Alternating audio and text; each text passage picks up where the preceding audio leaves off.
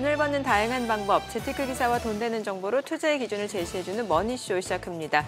간밤 뉴욕 증시 보합권 혼조로 마감했습니다. 나스닥은 약보합, 그리고 다우와 S&P 500. 그래도 장중에 좀 낙폭 축소하면서 강보합에서 마감이 됐죠. 네, 그렇습니다. 어제는 이제 최악은 지났다면서 안도하는 듯 했지만 어제가 아니고 지난 주말이었죠. 네.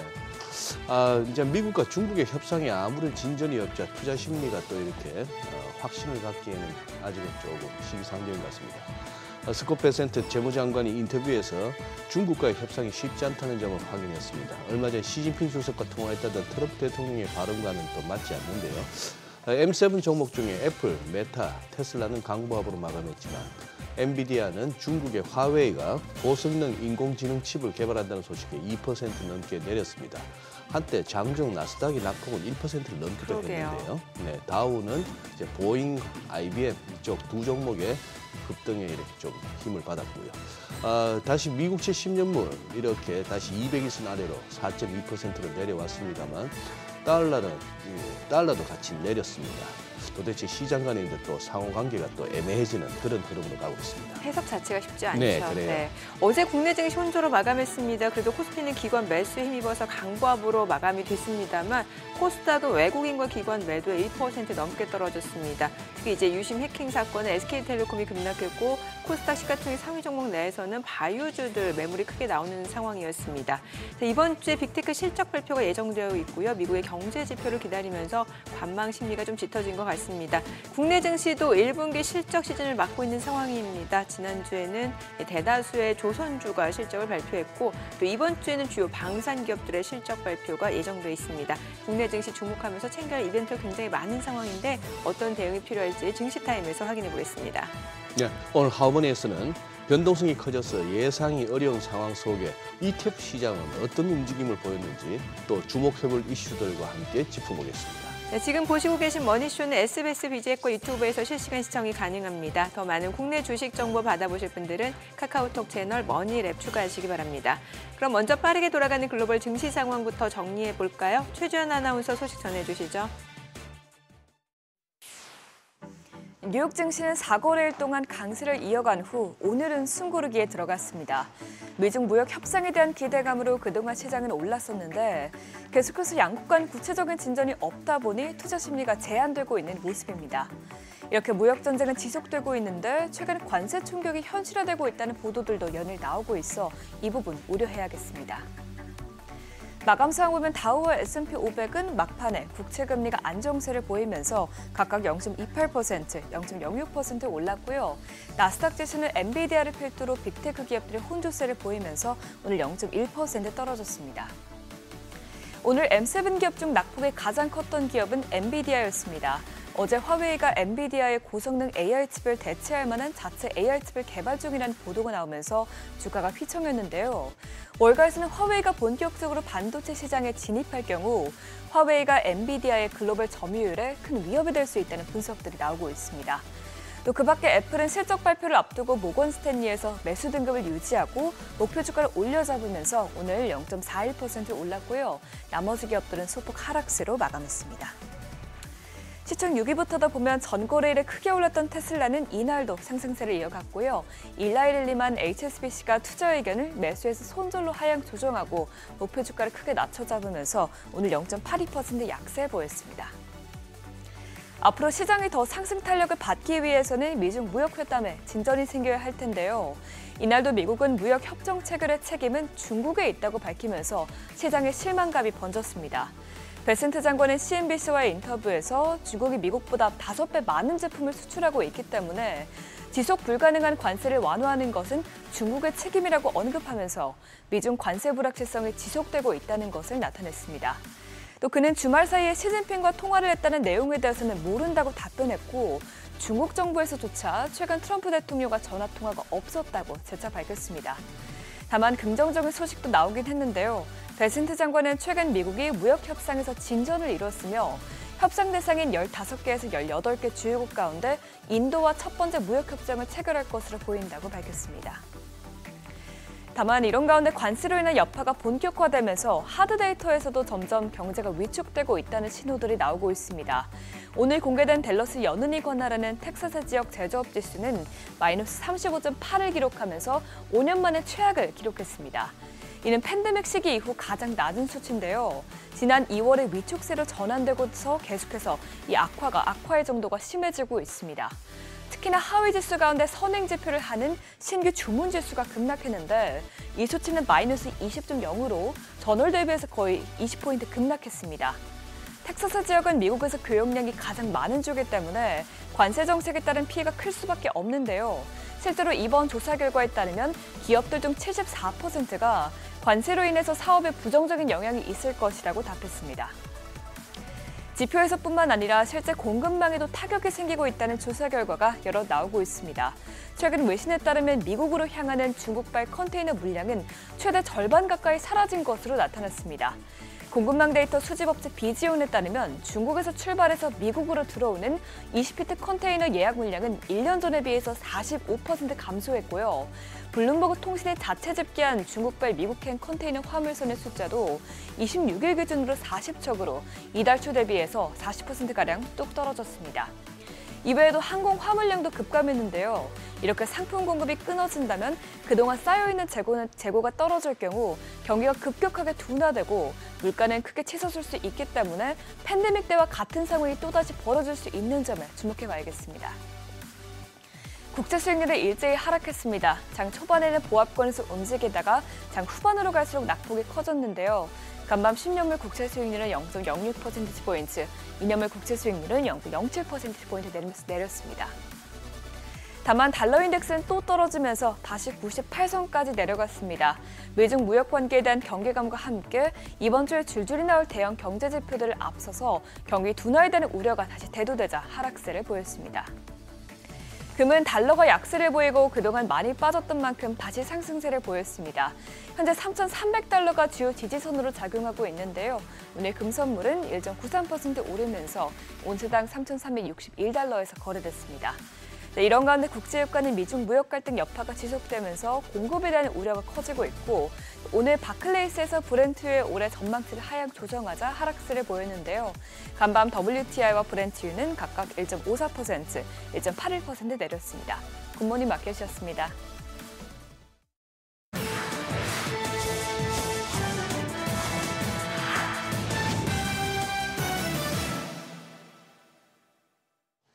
외신이 주목한 주요 이슈들 짚어보겠습니다. 먼저 월스트리트저널입니다.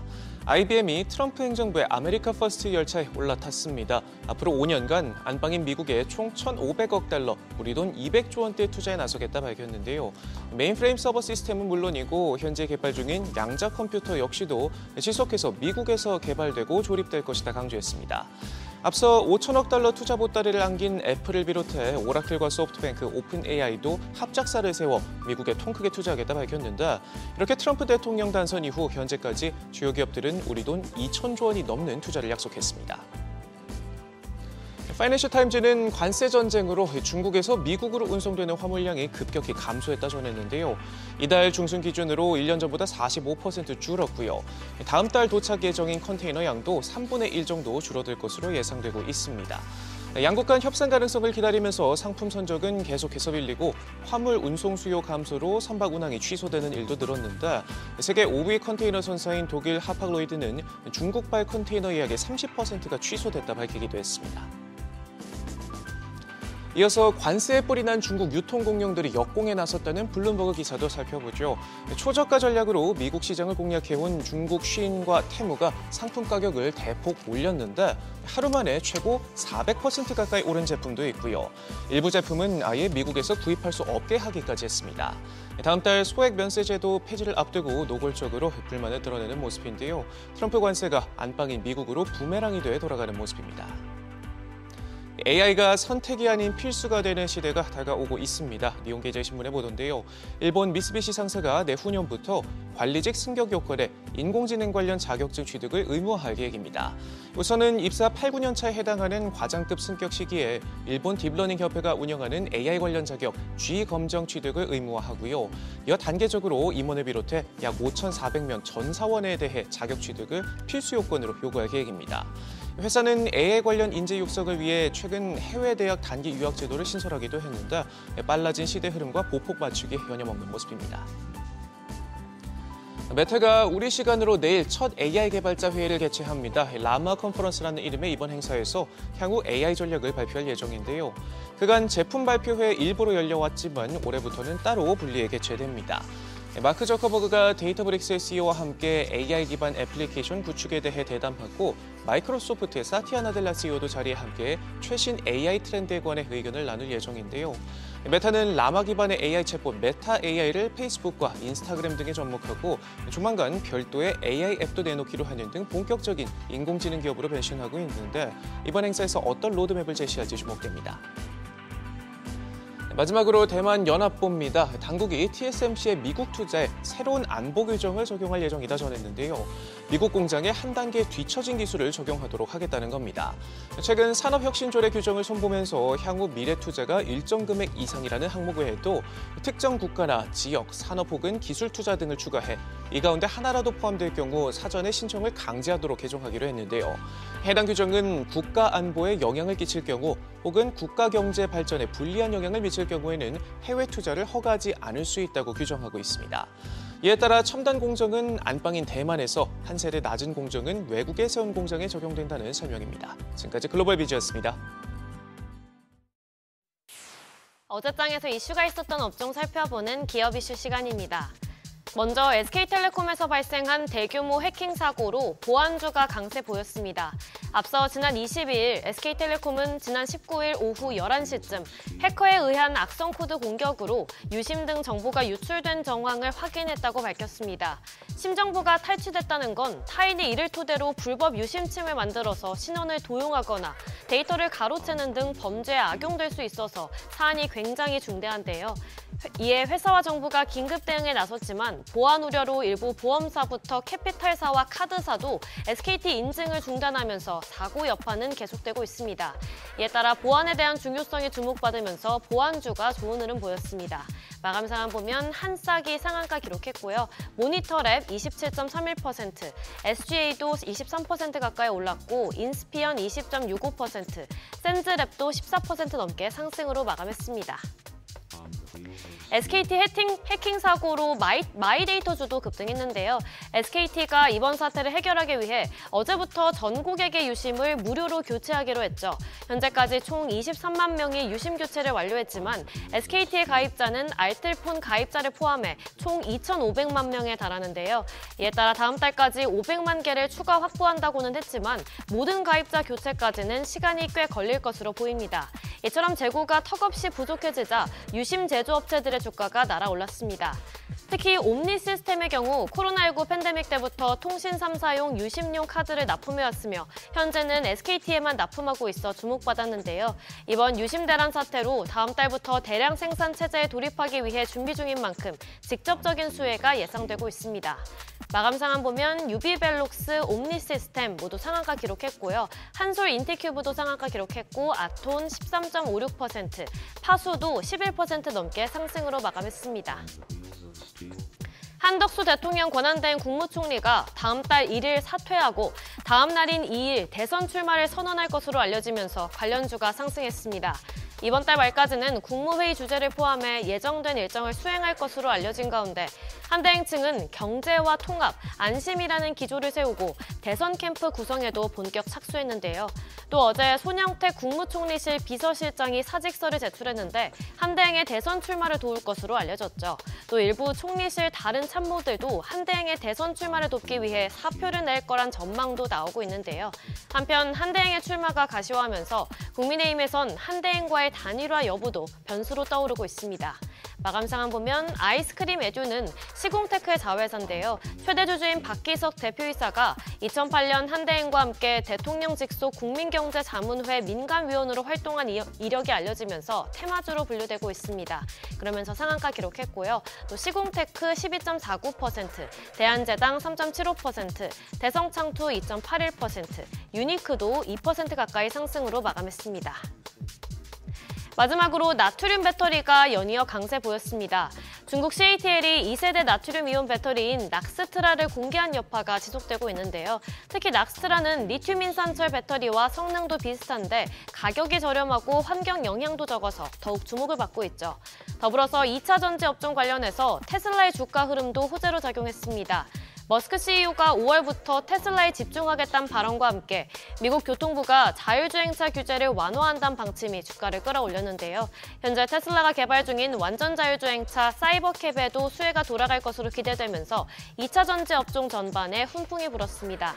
마감 상황 보면 WCP 22% 가까이 올랐고 자익을 16.92%, 나인테크는 국내 유일의 나트륨 배터리 제조회사인 에너지11의 최대 주주인데요. 3.27% 올랐고 에코프로와 에코프로비엠 모두 1% 가까이 상승으로 마감했습니다. 지금까지 어제장 이슈 전해드렸습니다.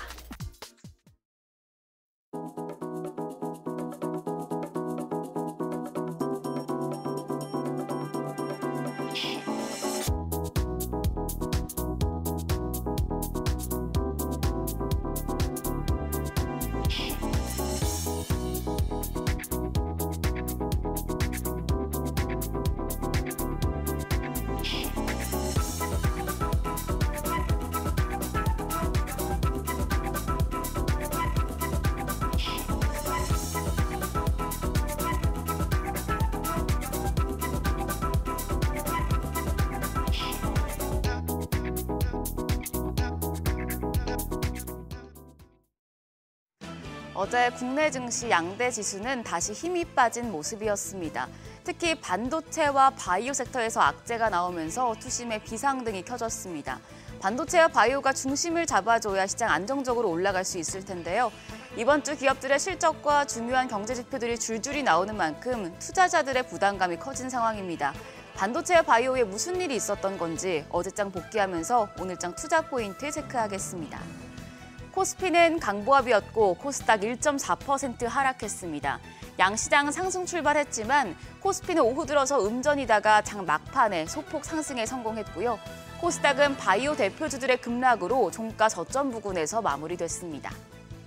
수급적으로는 다시 외국인이 주식시장에서 발을 뺐습니다.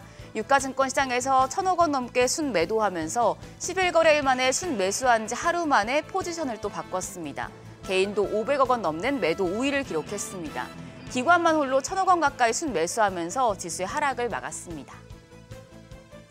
코스닥 쪽에서는 메이저 수급 주체의 양매도가 나타났습니다. 외국인이 600억 원 가까이 팔아냈고 기관 1,100억 원 넘는 매도 우위를 기록했습니다. 여기서는 개인만 홀로 1,800억 원 넘게 순매수했습니다. 시가총액 상위 종목을 보면 유가증권 시장에서 10위권 내 종목들 대체로 강했습니다. 다만 SK하이닉스가 1.3% 내림세였는데요. 모건 스탠리가 미국발 관세 우려를 빙산에 빗대면서 부정적인 의견을 내놓자 반도체 섹터 투심이 위축된 영향입니다. 다만 지난해 9월 모건 스탠리가 삼성전자와 SK하이닉스 목표 주가를 하향 조정하면서 그때 반도체 투톱이 급락한 경험이 있기 때문에 이번에는 지수 타격이 크진 않았습니다. 삼성전자는 오름세 보였고요. LG에너지솔루션과 하나에어로스페이스 등이 상승했습니다. 코스닥 시총 상위 종목들 중에서도 에코프로 형제 등은 테슬라 주가 상승의 영향으로 강세 기록했습니다. 다만 알테오젠이 3% 넘게, 리가켄바이오가 5% 넘게 약세를 보이는 등 대형 바이오주들 낙폭이 좀 컸는데요. 미국 암학회 이후에 세론이 강하게 나왔고 또 오름 테라퓨틱이 핵심 파이프라인인 유방암 신약 후보 물질의 미국 임상 일상을 자진 중단했다는 소식이 악재로 작용했습니다. 환율은 상승했습니다. 정규장 마감 시간 달러 기준 6원 10전 올라 1,442원 60전에 거래를 마쳤습니다. 미중 무역 갈등 완화 분위기 속에 영향을 받았는데요. 야간 거래에선 다시 레벨을 낮췄습니다. 중국이 시진핑 주석이 미국 트럼프 대통령과 통화한 적이 없다며 협상을 재차 부인한 데다 미국 경기 침체 우려가 고개를 들면서 달러화가 약세를 보인 영향입니다. 역외 환율은 1,436원 수준인데요. 오늘 외환 시장 약하게 문을 열겠습니다. 오랜만에 공매도 관련 소식 가져왔습니다. 지난달 말 공매도 재개 조치 이후에 국내 공매도 잔액이 2조 원 이상 증가한 것으로 나타났습니다. 2023년 11월 공매도 전면 금지 직전 4주간보다 60% 더 많이 거래됐는데요. 한국거래소에 따르면 지난달 31일 이후 4주간 유가증권 시장에서 공매도 주식 총 3억 1,457만 주가 거래됐습니다. 이 기간 외국인이 21조 8,700억 원을 거래해서 전체의 85.7%를 주도했습니다. 포스코 퓨처엠과 에코프로비엠, 에코프로 등 주로 2차 전지 업종에서 공매도 잔액이 증가했습니다. 공매도 재개에도 외국인들의 순매도 행렬이 이어지고 있어서 일각에선 주가 부양 효과가 없었다는 분석도 나옵니다. 다만 외국인의 순매도 강도가 둔화되고 있다는 점은 우리 시장에 긍정적인데요. 이달 초 중순만 해도 외국인의 일일 순매도 규모가 1, 2조 원대에 달했지만 월말로 향하면서 1,000억 원에서 2,000억 원대로 줄어들었죠. 오늘은 외국인 또 어떤 포지션을 취할지 지켜보셔야겠습니다.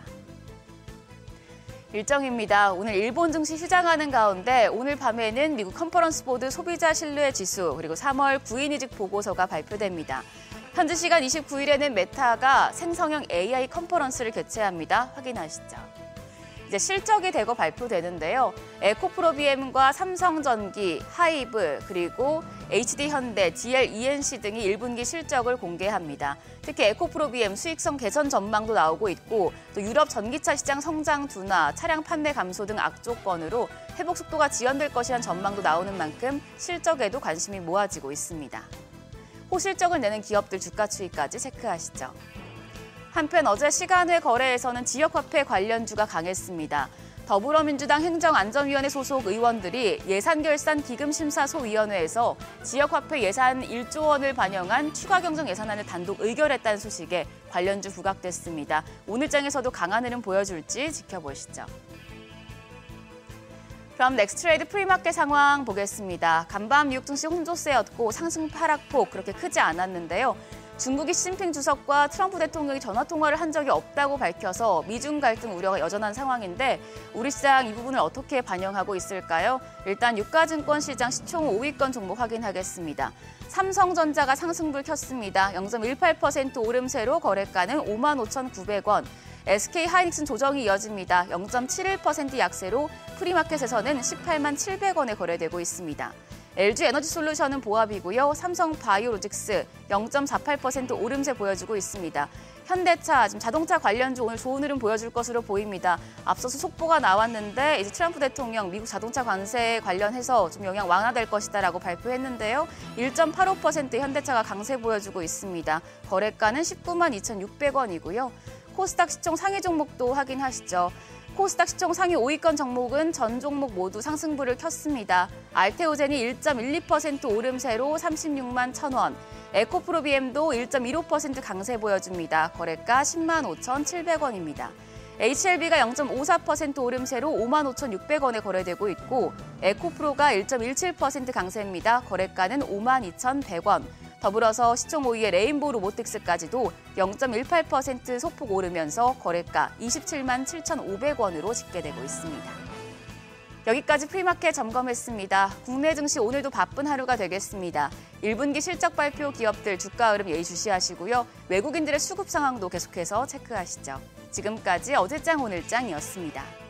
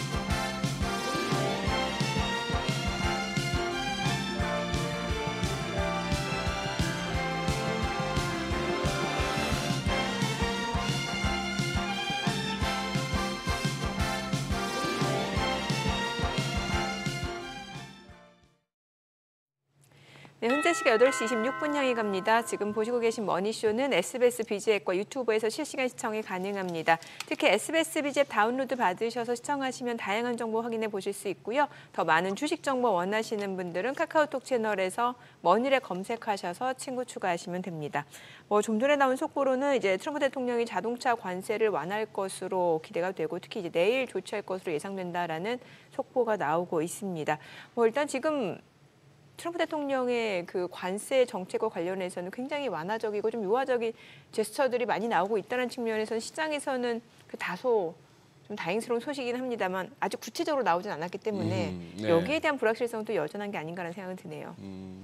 어디까지 물러서려고 저러는 거죠?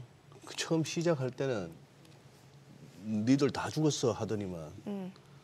베센트가 채찍과 당근을 동시에 쓰고 있다고 하니까 그래요. 고율의 관세와 관세 완화, 채찍과 당근이라다 얘기했잖아요. 예.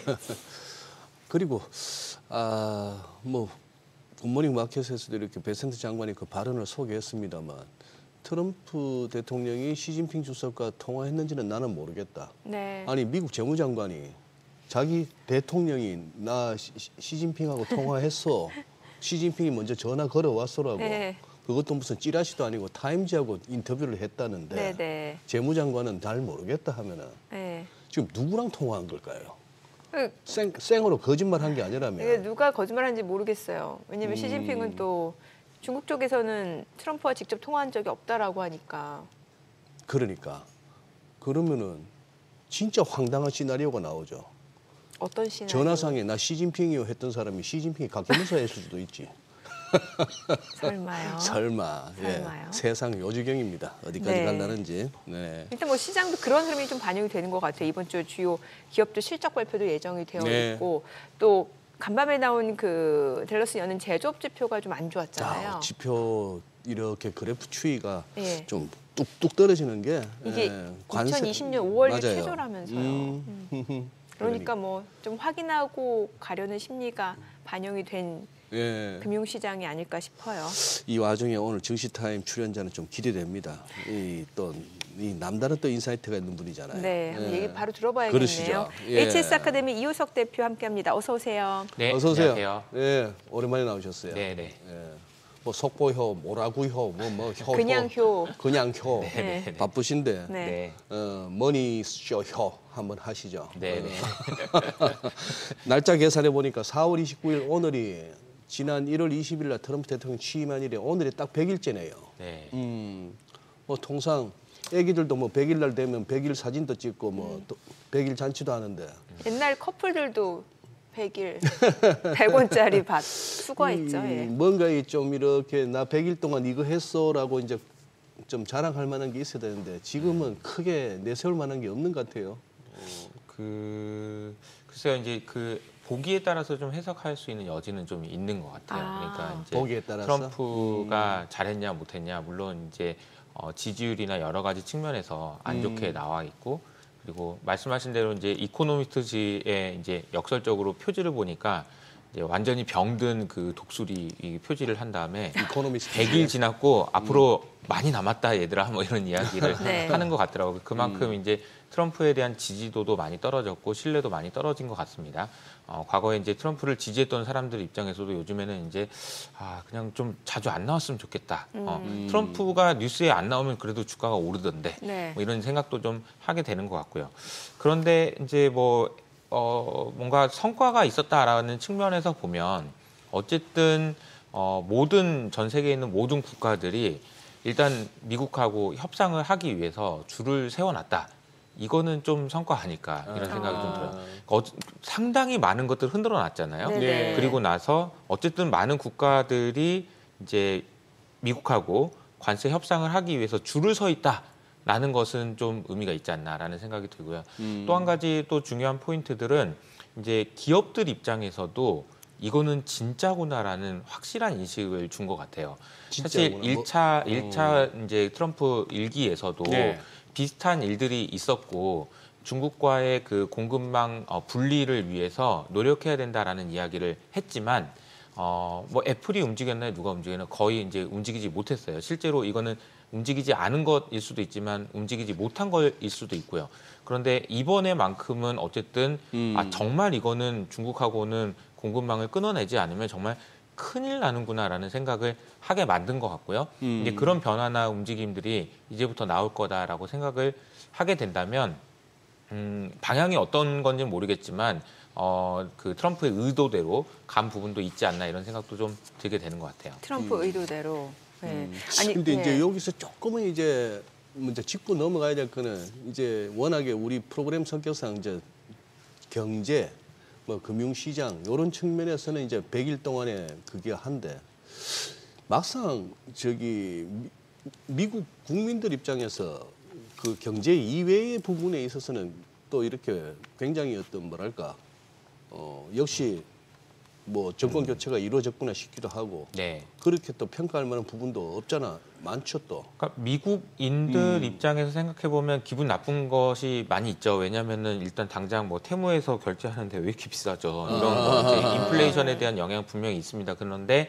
이민자 정책에서는 확실한 성과를 냈다라는 평가들이 있는 것 같고요. 확실히 이제 덜 들어온 게 맞는 거죠. 그러니까 네. 미국인들 입장에서는 쟤네들한테 일자리 뺏기는 일은 이제 없겠구나라는 생각을 할 수 있는 여지들이 있다라는 점이 하나 있고 또 한 가지는 저는 이제 트럼프는 이렇게 생각하는 사람이라고 보는데 예. 뭐냐면은 미국이 확실히 예전만큼 힘이 없구나라는 거를 잘 알고 있는 사람이라고 생각합니다. 이게 무슨 말이냐면은 예. 미국이 예전만큼이라고 하면은 이제 글로벌 넘버원인데 그냥 압도적 1등이었었잖아요. 그러니까 뭐 학교에서 시험 등수로 따지자면은 1등하고 2등하고 점수 차이가 정말 많이 나는 그런 1등이었다. 네. 근데 지금은 그게 아니다. 그래서 우리가 전 세계의 경찰 역할을 할 수도 없고 하고 싶지도 않고 이런 것들을 현실을 제대로 인식하는 사람 아닌가. 그러니까 뭐 1등이 예전만큼 아닌데 그래도 나는 계속 1등이야. 그래서 나는 니네들한테 계속 신경 쓸 거고 니네들한테 계속 잘해줄 거야. 라고 얘기할 수 없는 상황이라는 것을 정확하게 아는 사람 아닌가 싶습니다. 그래서 그런 표현들을 이제 다양한 방식으로 하고 있는 거죠.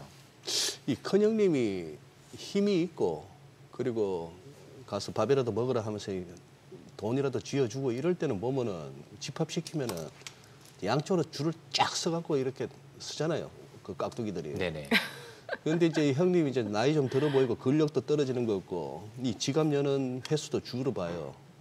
세워놔도 애들 막 짝다리 짚고 그렇죠. 이 자세 풀립니다. 맞아요. 요새 약간 그런 느낌이에요. 그러니까 이제 그 사실을 트럼프도 알고 있다라는 거죠. 그러니까 그러면은 이제 할 수 있는 방법은 두 가지인 것 같아요. 첫 번째로는 그냥 이대로 계속 1등인 것처럼 니네들한테 잘해줄게 이렇게 하다가 어느 순간 2등이 치고 올라와가지고 그냥 정말 그 처참한 모습. 네. 보통 보면 1등 하다가 뭔가 힘이 약해지고 그러면은 진짜 많이 두드러 맞잖아요. 네. 진짜 심하게 맞아요.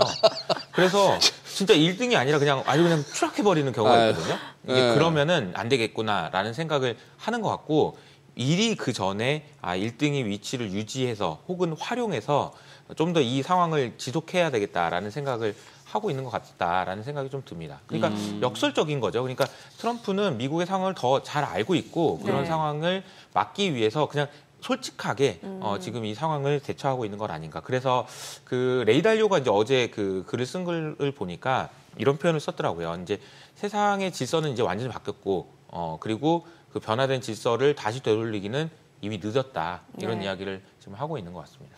그런데 지난 100일 동안에 분명한 거는 미국을 누가 다스리는지는 분명히 알겠어요. 난 트럼프 이전에 바이든 때는 누가 미국을 다스리고 이끌어가는지를 모르겠더라고. 바이든을 본 적이 없으니까. 화면에 저렇게까지 트럼프 대통령이 밤낮으로 네. 비행기에서 이동하는 중에도 뭐 백악관에서도 어디서도 그냥 마주치면 기자들은 막 묻는데 그렇죠. 그런 모습을 우리가 바이든 때는 못 봤잖아요. 그리고 투명하죠. 투명하죠. 어떻게 보면은 의회나 다른 어떤 그 쪽이 다 이렇게 존재감이 약해질 정도로 너무 좀 부각되는 면이 없잖아 있긴 한데. 아니 근데 지금 시장 어떻게 보세요? 얼추 지금 이제 결국 4월 2일 이전까지 와버렸어요 그냥 미국은. 여기서 이제 그러면 상호 관세 부과하던 그때 이전으로 해서 이제는 작년에 봤던 우리가 고점, 연초에 봤던 역사적 고점까지도 다시 또 이렇게 노려보거나 고점 경신도 가능한 2025년으로 보세요. 아니면은 이렇게 했으나 결국 여기까지다. 지금 여기서 고점 회복이라기보다는 덜 빠지는데 만족해야 된다. 기본적인 어떤 뷰는 어떻게 세워보세요? 저는 기본적으로 그 강세가 아직 끝나지는 않았다라는 생각은 갖고 있어요. 그런데 여전히 이제 불확실성은 상당히 커진 상황이기 때문에 지켜봐야 되긴 하는데 일단은 바닥은 좀 지나가고 있다라는 생각을 첫 번째로 하고 있는데 네. 그 이유가 있습니다. 그러니까 어제 이제 5일 연속으로 이제 상승을 했잖아요. 예. 근데 제가 아주 중요하게 보는 지표 중에 하나가 미국의 경제 서프라이즈 지수라는 지표가 있어요. 그러니까 이거는 뭐냐면은 이코노미스트들의 전망에 비해서 경제 지표가 잘 나왔는지 못 나왔는지를 추적해서 이제 그림을 그린 거죠. 그러니까 이거는 잘 나왔다가 안 나왔다가 이렇게 하거든요. 그러니까 예상보다 잘 나오는 경우도 있고요. 예상보다 안 나오는 경우도 있는데 네. 지금은 어떤 경우냐면 예상보다 당연히 안 나오는 경우겠죠. 그런데 안 나오는 정도가 급격하게 줄었습니다. 이게 무슨 말이냐면은 예상보다 안 나오는데 예. 문제는 뭐냐면 예상이 너무 안 좋아지니까 아하. 예상보다 덜 안 좋아지는 그런 국면으로 바뀌는 거고요. 예. 이게 지난주에 너무나도 많이 바뀌었어요. 그러니까 어제 나온 제조업 지수 엄청 안 좋았잖아요. 그러니까요. 근데 예상치도 엄청 안 좋았다는 거예요. 그러니까 예상치보다 안 좋은 정도가 훨씬 덜해졌다는 덜해졌다. 거예요. 그러니까 이게 이제 말에 따라서 이제 해석하기 좀 다를 수 있는데 이게 주가가 반등하기 시작하는 시점은요. 경제 지표가 안 좋은데 예상보다 점점 안 좋아지다가 점점 덜 안 좋아지기 시작할 때부터 반등을 하기 시작하거든요. 반대로 주가가 빠지기 시작하는 거는 예상보다 점점 좋아지다가 좋아지는 정도가 덜할 때 이제 주가가 빠진단 말이에요. 그러니까 그런 측면에서 보면은 지금 우리가 생각하고 있는 이 상황은 우리가 생각할 수 있는 정말 끝단까지 가 있었다. 그러면 일단 바닥은 좀 본 것 아니냐 이런 생각을 할 수 있다는 게 이제 제가 이 시장이 좀 보는 제일 중요한 포인트가 아닌가 싶습니다. 네, 실제로 기업들도 실적 발표한 기업들의 한 73%가 일단 예상치를 웃돌긴 했는데 지난 평균보다는 그래도 웃도는 수준이 좀 작은 상황이고 맞아요. 이게 예상치를 웃돌았다는 건 어찌 보면 이제 예상치를 굉장히 기대치를 낮춰놓은 상태고 실제로 2분기 실적 가이던스라든지 연간 전망 안 한 기업들도 많고 하향 조정한 기업들도 많잖아요. 맞아요. 그러니까 우리가 지금 보고 있는 관세 우리가 지난 4월 2일부터 트럼프가 이렇게 세상은 바뀔 거야라고 얘기했던 그 세상에 대해서 우리가 생각할 수 있는 총동원해서 안 좋은 걸 다 생각한 거죠. 그러니까 이제 뭐 비유를 하자면은 이제 그 부부가 이렇게 싸우다가 이제 남자가 자꾸 이상한 짓만 하고 나쁜 일도 하니까 이제 집에만 들어오면 그래 알았어 다 고맙다 들어오면 좋네 뭐 이런 정도 느낌 아닌가 이런 생각이 좀 드네요. 바깥에서 너무 놀고 다니고 그러니까 하고 집에 들어오면 또 막 갑자기 그러니까요. 약간 잠만 집에서 자라. 그래 잠이라도 뭐 이런 느낌 아닌가. 그러니까 지금 우리가 생각했던 최악의 상황은 이미 시장에 반영이 돼 있었다라는 것이 실제로 헤지 펀드들의 포지션에서도 확인이 되는데 정말 많이 그냥 털렸더라고요. 그러니까 털렸다. 소위 말해서 전문 용어로 털렸다. 돈이 없어요. 그러니까 포지션이 없다 이런 거죠. 아니 지금 좀 전에 그 트럼프 자동차 관세 완화할 거다라는 그런 속보 나오니까 지금 바로 뭐 현대차, 기아 지금 움직임이 그래요. 바로 반영이 돼요. 그러니까 말씀해 주신 대로 워낙 트럼프가 고율의 관세를 미리 탁 때려놨잖아요. 그러니까 이 조금만 낮춰줘도 시장에서는 바로바로 반응이 오는 것 같아요. 확실히. 트럼프가 이번에 어쨌든 뭐 이렇게 저렇게 하는 과정에서 한 3가지 정도 내가 조심해야 되겠구나라는 생각을 한 것 같은데 첫 번째가 이제 30년물 국채 금리가 오르면은 야 이렇게 심각한 거였어. 이거 하나 배운 것 같고요. 두 번째로 이제 내가 파월한테 뭐 얘기는 막 뭐라고 하지만 정말로 해임할 것처럼 얘기하면 야 이렇게 심각한 문제가 있는 거였어. 이 2가지 이해한 것 같고요. 세 번째는 이제 지지율인 거죠. 그러니까 트럼프 지지율이 급격하게 떨어지고 있잖아요. 그러니까 그 부분도 이제 반영을 한다면 우리가 이제 그 지금까지 나왔던 트럼프의 모습하고는 조금 다른 모습들을 기대해 볼 수도 있지 않을까 이런 생각은 하게 되는 것 같습니다. 그렇죠. 저 부분은 그렇게 된다면은 사실 미국에서 4월 2일이 그날 수요일이었고 그러고 나서 이제 시장 충격은 4월 3일부터 본격적으로 해서 목금 그렇게 하고 이제 그다음 4월 7일, 8일 그 무렵에 증시도 이제 막 급락에 바닥을 찍고 했는데 문제는 이제 4월 7일 그 주간에 보면은 국채 수익률이 막 급등한단 말입니다. 그동안에 관세 발표하고 나서 주가 빠지고 미국채 수익률 떨어지는 부분은 그래서 조금 불안해서 국채로 가나봐 했다가 4월 7일부터는 주가도 빠지는 와중에 막 국채까지 빠지면서 그렇죠. 국채 수익률이 급등을 해버리니 그리고 달러도 막 약세로 급락세로 가니까 야 이건 이제 미국 달러 표시 자산 다 파나 보다 했던 그 시기가 제일 공포가 극에 달했던 때였던 것 같아요. 이제 근데 그 흐름은 그때 이제 아마 이 대표 말씀하신 그 난다 긴다는 헤지 펀드들도 좀 털린 것 같고 그때 이제 그런 어떤 극단의 혼란은 이제 어느 정도 지났다고 봐야 되겠고 그런 식으로 또 그런 장이 한 번 더 온다면 이제 우리 뭐 투자하시는 분들 입장에서는 아주 워스트 시나리오인데 그럴 가능성은 이제 없다고 봐도 되지 않을까요, 이제? 그러니까 큰 이제 걱정을 이제 세상은 그 생각보다 망할 이유가 많아요.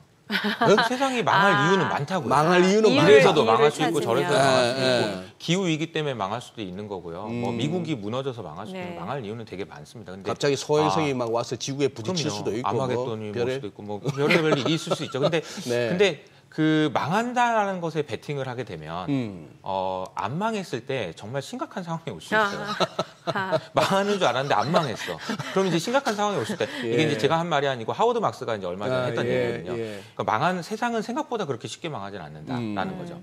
우리가 미국 달러 자산에 대해서 뭐 셀 아메리카다라고 얘기해서 그 정도로 지금 심각한 상황이다라는 이야기가 나오고 있지만 가만히 생각해 보면 그래서 미국 주식 미국 채권 팔아서 어디로 갈 건데? 네. 어디로 갈 건데? 어디로 가려고? 대안이 이렇게 없네요. 생각해 보면 그래. 대안이 없어요. 생각해 보면은 미국 국채하고 그리고 프랑스나 스페인이나 일본이나 이런 국채를 비교해 보면 상대적으로 그러니까 그 실질적으로 금리도 높고 그리고 생각을 해봐도 독일이나 이런 데는 이미 지금 유럽에 있는 국가들은 성장을 못한 지가 오래됐어요. 네. 일본은 40년 됐고요. 그 나라한테 돈을 빌려줄래? 아니면 그래도 지금도 성장은 하고 있는 미국한테 빌려줄래? 금리도 더 높아. 네가 한번 선택해봐.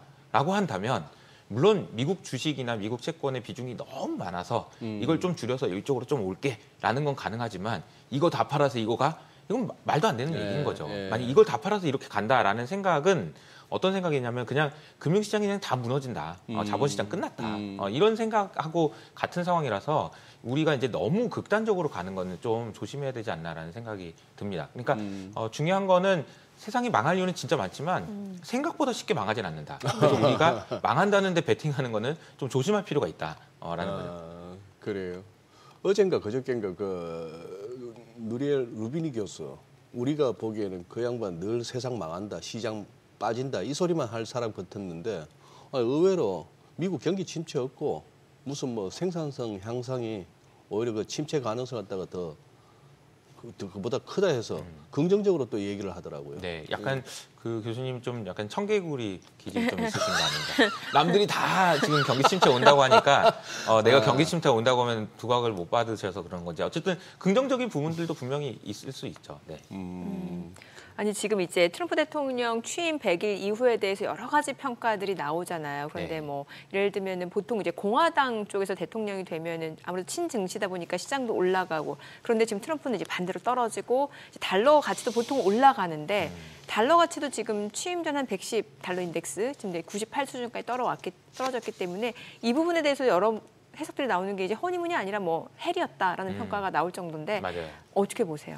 그러니까 그 보통 공화당이 대통령을 이제 그 나오면은 공화당에서 대통령이 나올 경우에 시장은 그 전에 기대치를 많이 반영을 합니다. 네. 그래서 일기 때는 처음에는 뭐야 생각보다 별론데? 라는 의견들이 반영되면서 실망감이 좀 반영되고 네. 그리고 나서 이제 회복되는 구간이 항상 있어요. 우리가 이거를 뭐 빅베스라고 표현할 수도 있는 것 같고 기대치를 한번 낮춰놓는 그 과정이 이번에 굉장히 좀 과격하게 진행된 거 아닌가 싶어요. 그러면 지금 우리가 생각해 봤을 때 트럼프 하면 바로 떠오르는 단어는 그냥 관세밖에 없는데 그렇죠. 이 사람이 관세만 하겠다라고 했던 건 아니잖아요. 관세, 규제 감세, 완화도 하겠다고 네. 했고 감세도 그렇죠. 하겠다고 네, 했고 네. 뭐 등등 여러 가지 부양책이나 이런 것들도 생각해 놓은 게 분명히 있을 네. 거란 말이에요. 근데 그것을 아예 없다라고 생각할 필요는 없는 것 같고 지금 이러한 이제 관세 협상이나 이런 부분들이 이제 진행되는 과정에서 우리가 생각하고 기대하고 있었던 그런 부양책이나 이런 부분들도 나오지 않을까라고 생각을 하는 게 맞지 않나라고 봅니다. 그래요. 지금 그리고 그 부분요. 빅테크들이 그동안에 조금 고점 대비 이제 많이들 좀 밀렸어요. 어떤 거는 뭐 반토막 나기도 하고 고점에서 어떤 거는 20-30% 빠지기도 했는데 자, 이제 빅테크에 대해서 이제 큰 그림을 한번 좀 그릴 때가 된 것 같아요. 어떻게 보세요? 그 빅테크들이 주가가 그동안 좋았던 이유는 결국은 이제 AI에 대한 기대감이 있었던 건데 그 기대감이 많이 낮아진 게 사실인 거죠. 네. 그런데 현실적으로 기대치가 낮아지는 과정에서 우리가 어떤 변화가 있었는지를 생각해 보면 그냥 딥시크가 나와가지고 중국이 더 잘할 것 같아.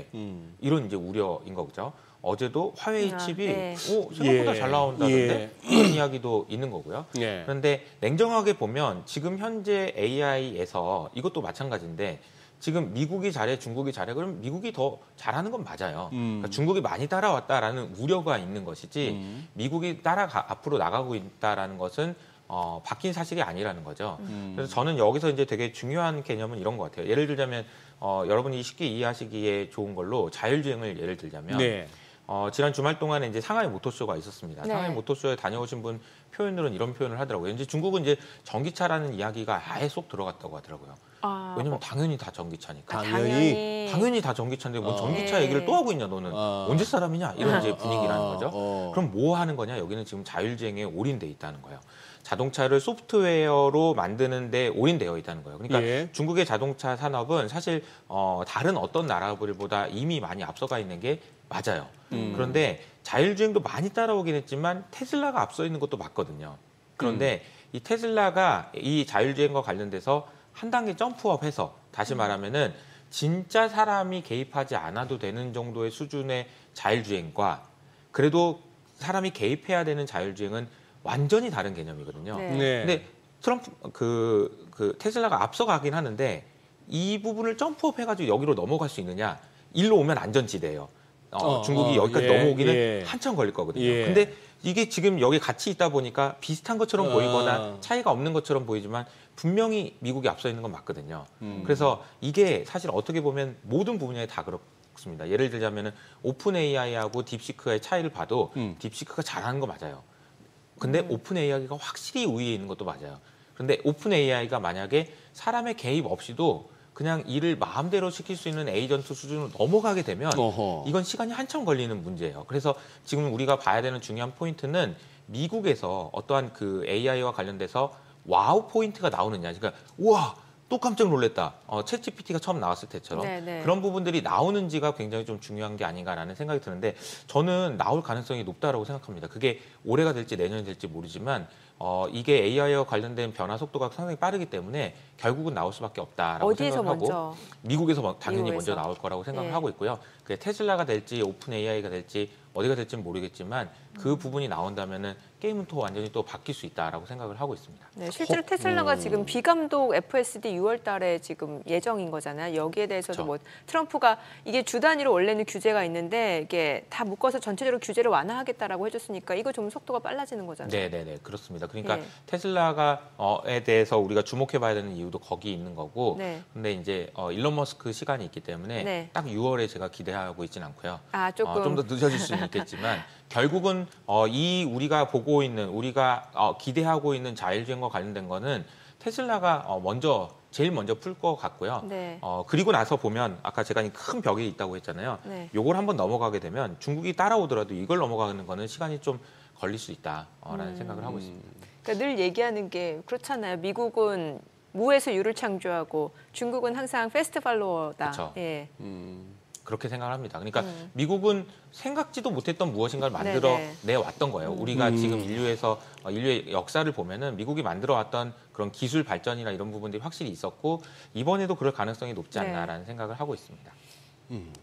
혹시 이것도 이제 진짜 높아시면 높아는 거 여잔데 남자 같으면 높아심이 아니고 뭐라 해야 되나 영감심이라 해야 되나 뭐 할배심이라 해야 되나 어쨌거나 걱정이 많아지는데 쓸데없는 걱정. 세상은 잘 안 망하는데도 기후? 아니 유심도 털리는데 해킹 당하는데 무슨 개인정보도 아니고 자율주행 저건들 해킹 안 당할까요? 네.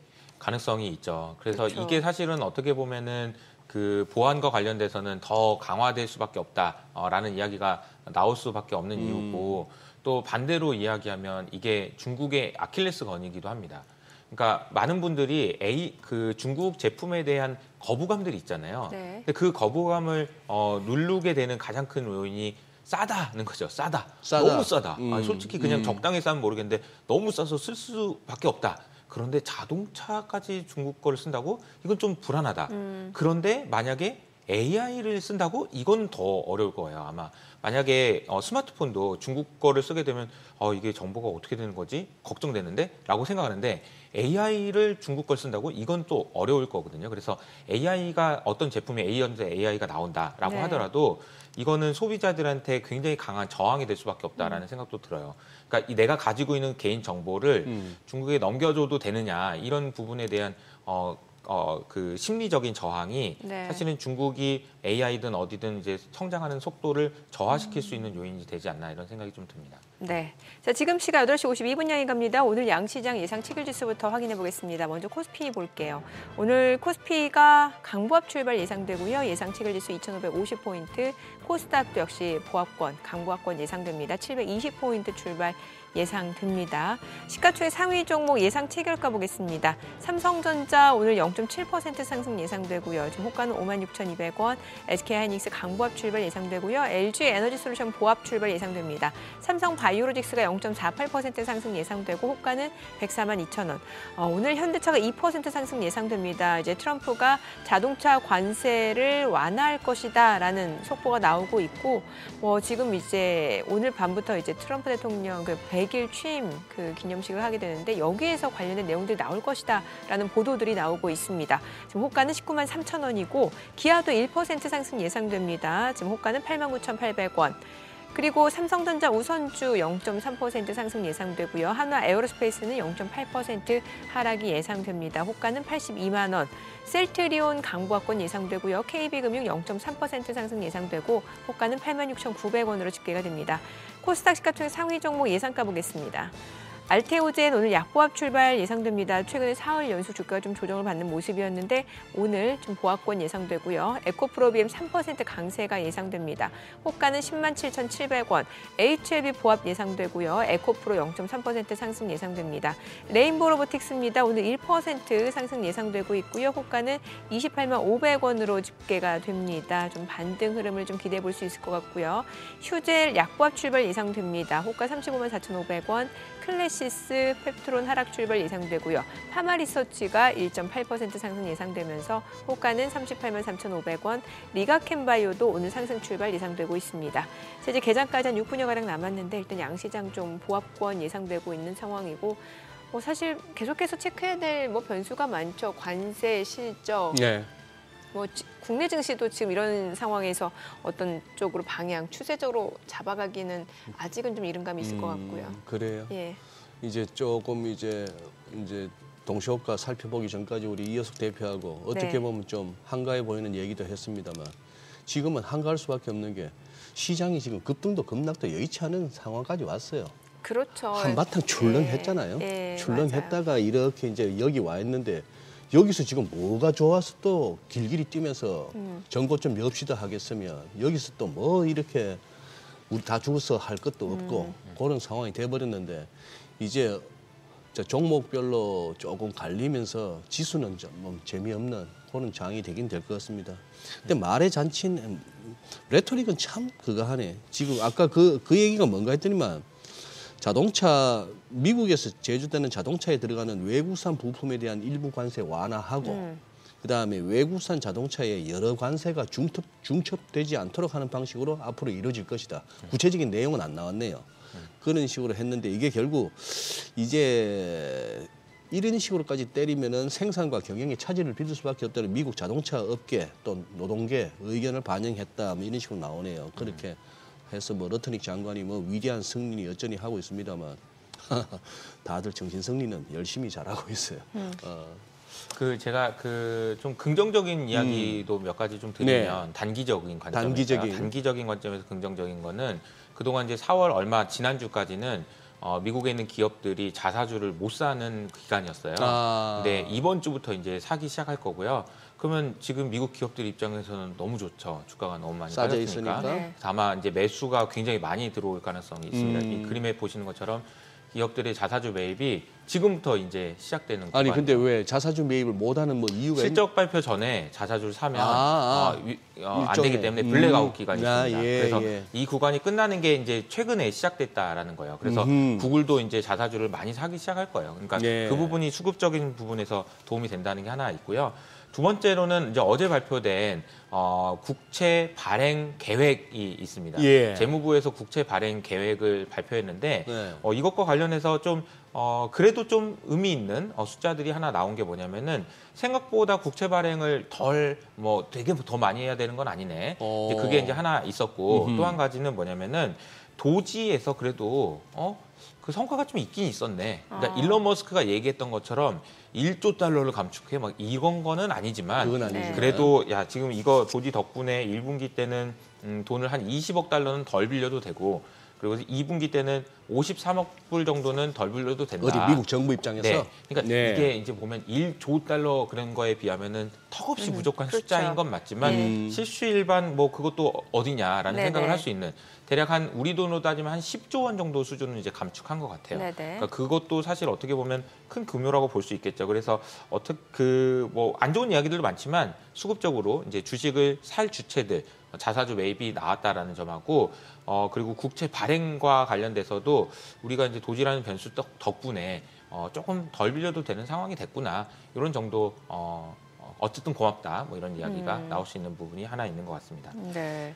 아니 지금 도지 얘기하니까 그 테슬라 관련해서 여쭤보고 싶은 게 이게 또 이런 소식이 있더라고요. 그 뉴욕주의 일부 의원들이 그 테슬라의 그 딜러십 있잖아요. 그러니까 뉴욕주에서 자동차를 직접 판매할 수 있는 권리를 박탈하려 한다라는 보도가 뉴욕타임즈에서 나왔대요. 그래요? 예, 그게 이제 그 일부 뉴욕주 의원들이 이제 민주당 특히 이제 일론 머스크가 트럼프와 친하다는 이유로 그렇다는 얘기가 나오고 있는데 그래서 뭐 주가가 좀 간밤에 약간 좀 등락이 있었고 다른 전기차들은 올랐거든요. 네, 그런 네. 해석이 나오는데 이거 가능한 거예요?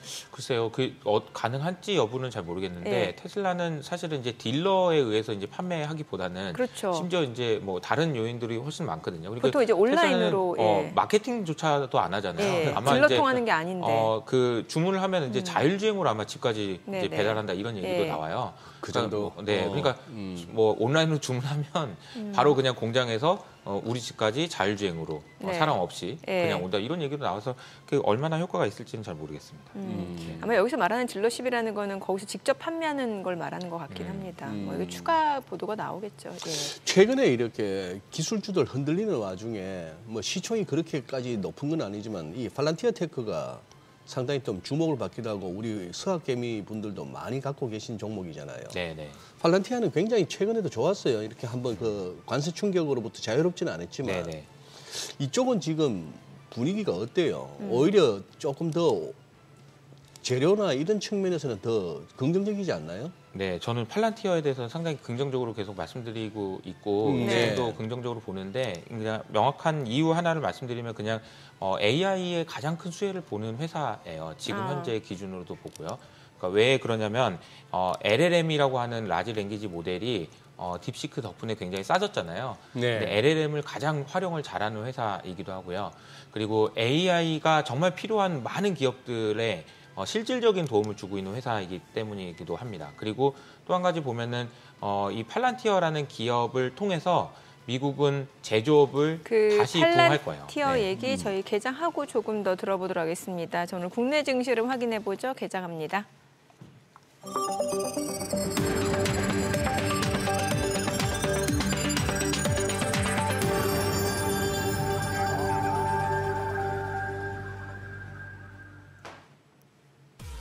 네, 4월 29일 화요일 국내 증시 개장했습니다. 지금 트럼프 대통령의 관세 정책과 관련된 속보들이 나오고 있는 가운데 자동차 관세, 자동차 부품에 대한 관세 완화 소식이 나오고 있고 이런 부분이 이제 자동차 섹터에 좀 영향을 줄 것으로 기대가 모아지고 있는 가운데 이번 주 이제 수목금 주요 기업들 실적 발표도 미국에서 이어집니다. 빅테크 실적들이 있기 때문에 투자자들은 또 확인하겠다는 심리도 강할 수밖에 없는 것 같고요. 간만 뉴욕 증시 같은 경우는 장중에 좀 출렁임이 있었고 낙폭이 좀 있었습니다만 그래도 장 막판 들어서는 낙폭을 축소하면서 이제 보합권에서 마감이 됐었는데요. 오늘 국내 증시는 어떤 출발을 보이는지 지수부터 보겠습니다. 코스피가 강보합으로 2,550, 코스닥 0.4% 올라갑니다. 723포인트고요. 시가총액 상위 종목 시초가 보겠습니다. 삼성전자는 좀 떨어집니다. 55,700원, SK하이닉스도 약보합으로 181,900원, LG에너지솔루션 강보합으로 346,500원이고 삼성바이오로직스 0.3% 올라갑니다. 주가는 141,000원이고요. 현대차입니다. 자동차 관세 완화 소식이 나오면서 바로 주가에 좀 반영이 되네요. 2% 올라갑니다. 192,800원, 192,900원이고 기아도 2% 올라갑니다. 9만 원 선 넘어섭니다. 9,500원. 삼성전자 우선주도 올라가네요. 46,550원. 한화 에어로스페이스는 좀 떨어집니다. 819,000원이고 셀트리온이 0.7% 상승합니다. 현재 주가는 159,200원. HD현대중공업 1% 하락하면서 395,500원에 거래되고 있습니다. 코스닥 시가총액 상위 종목 시초가 보겠습니다. 오늘 알테오젠 반등 보여줍니다. 지금 1.4% 상승하면서 나흘 만에 좀 반등 보여주고 있고요. 현재 362,000원에 거래되고 있습니다. 에코프로비엠은 좀 떨어집니다. 104,200원. HLB 0.3% 상승 중이고요. 에코프로가 0.3% 올라갑니다. 현재 주가 51,700원, 레인보 로보틱스 강보합권이고요. 휴젤이 0.7% 상승 흐름 보여주고 있습니다. 지금 현재 주가 357,500원, 클래시스 좀 떨어지고 팩트로는 강보합권이고요. 파마리서치 소폭 상승하면서 373,000원, 리가켄바이오가 1.3% 올라갑니다. 106,400원, 파마리서치 지금 하락으로 전환이 됐네요. 오늘 시장에서 특징을 보여주고 있는 섹터 종목들 보도록 하겠습니다. 역시나 자동차 보시다시피 현대차, 기아뿐만 아니라 부품주까지도 지금 상승 보여줍니다. 현대모비스, HL만도 모두 2% 상승합니다. 257,000원, 38,250원. 현대모비스도 2.5% 상승 중이고 한우시스템도 1.5% 상승 보여주고 있고요.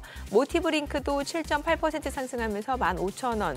현대오토웨브 소폭 상승이고요. 현대위아 1.6% 올라갑니다. 자, 그리고 오늘은 오늘 엔터 쪽 좋네요. 지금 JYP 엔터가 4% 이상 올라갑니다. 68,000원을 넘어서고 있고요. FNC 엔터도 3.7% 상승하면서 3,480원. 그리고 SM도 3.6% 올라갑니다. 123,600원. YG 엔터테인먼트도 2% 상승 중이고요. YG 플러스도 2% 올라가면서 5,370원. 그리고 하이브도 1.4% 올라갑니다. 지금 계속해서 오늘 장에서는 보니까 이제 그 NFC라든지 이제 모바일 솔루션 아무래도 이게 그 유심 해킹과 관련해서 이런 부분들이 좀 일부 종목의 매기가 쏠리고 있는 것으로 보여지는데요. 엑스큐어가 지금 상한가입니다. 그리고 유비벨록스 10%, 20% 급등 중이고요. 11,300원 선을 중심으로 흐름이 이어지고 있고 코나아이 7.9% 강세입니다. 네, 지금 보시다시피 NFC 관련주 유비벨록스, 엑스큐어가 두 자릿수의 상승률을 보여주고 있고요. 오늘은 이 정도 좀 보시면 될 것 같아요. 지금 시각 9시 5분 향해 갑니다. 수급 상황 체크해 보도록 하겠습니다. 오늘 유가증권 시장에서는 개인 투자자가 596억 원 순매수고요. 외국인과 기관은 각각 420억 원, 214억 원 매도 우위. 코스닥에서도 오늘 개인 투자자는 56억 원 매수 우위고 외국인과 기관은 각각 28억 원, 18억 원 순매도를 나타내고 있습니다. 환율 체크해 보겠습니다. 간밤 달러 인덱스 98 수준까지 좀 떨어진 상황인데 오늘 달러 환율 4원 60전 하락하면서 1,438원에 개장이 됐습니다. 일단 시장은 좀 보합권이고 그래도 코스닥은 어제 좀 낙폭이 있었던 상황에서 오늘은 그래도 반등을 보여주고 있고요. 예. 그래요. 역시 또 네. 개인만 사는구나, 현물에서는. 예, 그런 상황이고. 일본이 왜 안 열리나 했더니만 오늘 휴장이네. 쇼와의 날, 쇼와 천황분 생일이었다고 그런가 본데 그래서 늘 이게 날짜별로 쉬는 날이다 보니 4월 말해서 5월까지. 그래서 이제 4월 말 5월 초에 일본은 소위 말해서 오래 노는 골든위크가 나오는 거고. 달러인 환율이 다시 또 142엔대 초반으로 내려왔는데 우리는 4원 정도 내려오니까 엔원 환율이 또 100엔당 1,010원도 올라서네요.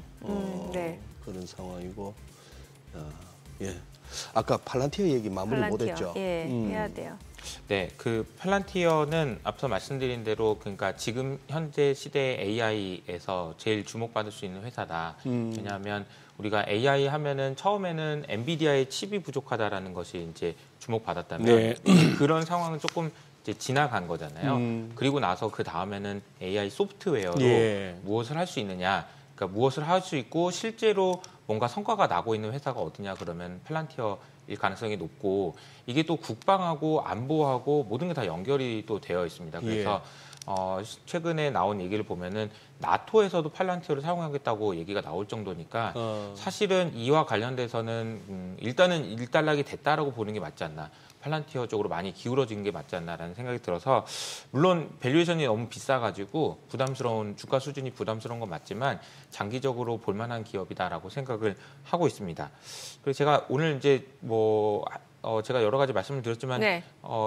쉽게 안 망한다. 미국. 세상이 그렇게 네. 망하지 않는다라는 이야기를 들었는데 지난주에 나왔던 연준의 그 금융안정 보고서에서도 네. 그 부분이 좀 확인이 되거든요. 그래서 제가 준비해온 그림이 네. 몇 개 있어서 그걸 네. 좀 설명을 드려볼게요. 첫 번째로는 제가 이 질문을 드려볼까요? 우리 그 미국에 있는 개인들이나 기업들이 좀 위험한 상황일까요? 어떨까요? 생각을 해보면은 위험한 상황이다라고 얘기할 때는 보통 빚이 너무 많은 상황일 때 그렇거든요. 정부가 부채 많은 거 아니에요? 네, 그러면 이 그림에서 보시는 것처럼 2008년 금융위기 이후로 가계의 부채 비율은 계속해서 낮아지고 있습니다. 네. 그리고 기업도 코로나를 끝나고 나서 코로나를 기점으로 해서 상당히 빠르게 낮아지고 있죠. 그러니까 이 그림에서 이야기하는 건 뭐냐면 기업과 개인 입장에서 부채의 관점에서 보면 전혀 문제가 없다는 얘기예요. 네. 말씀하신 대로 지금 상황은 누가 문제냐면은 정부만 문제라는 네. 겁니다. 그래서 또 한 가지 보여드리면은 지금 모든 책임은 정부에게로 갔다라는 거거든요. 예. 심지어 어디까지 정부에게 갔냐면은 이 그림은 어떤 그림이냐면은 MMF가 사람들이 돈을 넣잖아요. 네. 그러면 MMF가 그 돈을 운용해서 그 금리를 맞춰줘야 되는데 과거에는 이렇게 저렇게 해서 많은 기업, 많은 그런 곳에 투자를 했었어요. 저 왼쪽에 있는 그림에서 모처럼 파란색, 빨간색, 주황색 이렇게 있는 것처럼요. 근데 어느 순간 2015년을 기점으로 해서 주황색으로 다 바뀌었잖아요. 저게 뭐냐면 주황색은... 정부입니다. 그러니까 IMF에 돈 받은, IMF를 운용하는 모든 사람들도 정부한테 지금 빌려준 다음에 돈을 받고 있다는 얘기예요. 네. 모든 책임은 지금 정부에게 있습니다. 이 말씀을 드리는 이유는 뭐냐면은 지금 뭔가 세상이 큰 위기가 온다, 망한다라는 것은 그 얘기는 결국 무슨 얘기냐면 미국이 망한다라는 네. 이야기인 거예요. 미국 정부가 망한다. 왜냐하면 모든 책임은 지금 그러니까 미국 정부가 지고 있는 상황이기 때문이 그렇습니다. 그래서 개인들도 건강하고요. 기업들도 생각보다 건강합니다. 그런데 미국 정부가 그 책임을 오롯이 다 지고 있고 예. 그 책임을 지고 있는 상황이기 때문에 물론 미국 정부가 망할 수 있죠. 안 될 수 있죠. 그런데 그 가능성에 베팅하는 것이라는 것을 우리가 세상이 망한다라는 말이 그런 정도의 무게감이 있다는 걸 우리가 알고 있어야 될 것 같다라는 생각이 듭니다. 그래서 최근에 보면은 우리가 관심을 많이 갖는 것이 결국은 미국과 중국이 사실상 이제 냉전이 시작됐고 그 과정에서 여러 가지 어려움이 예상되고 불확실성이 커질 것 같고 등등 걱정이 많이 되잖아요. 그래서 제가 어제 한번 그런 걸 찾아봤어요. 그럼 과거의 냉전 시대를 생각해 보면 미국과 소련이 냉전했던 기간이잖아요. 네. 그럼 미국과 소련이 냉전을 했던 그 기간에는 주가가 어떻게 됐을까를 제가 한번 찾아봤습니다. 네. 예. 그러니까 1945년 2차 세계대전 끝나고 나서 1991년에 고르바초프가 나 더 이상 못하겠다. 손들 때까지 미국 주식의 움직임이에요. 얼마나 올랐나 봤더니 30배 올랐더라고요.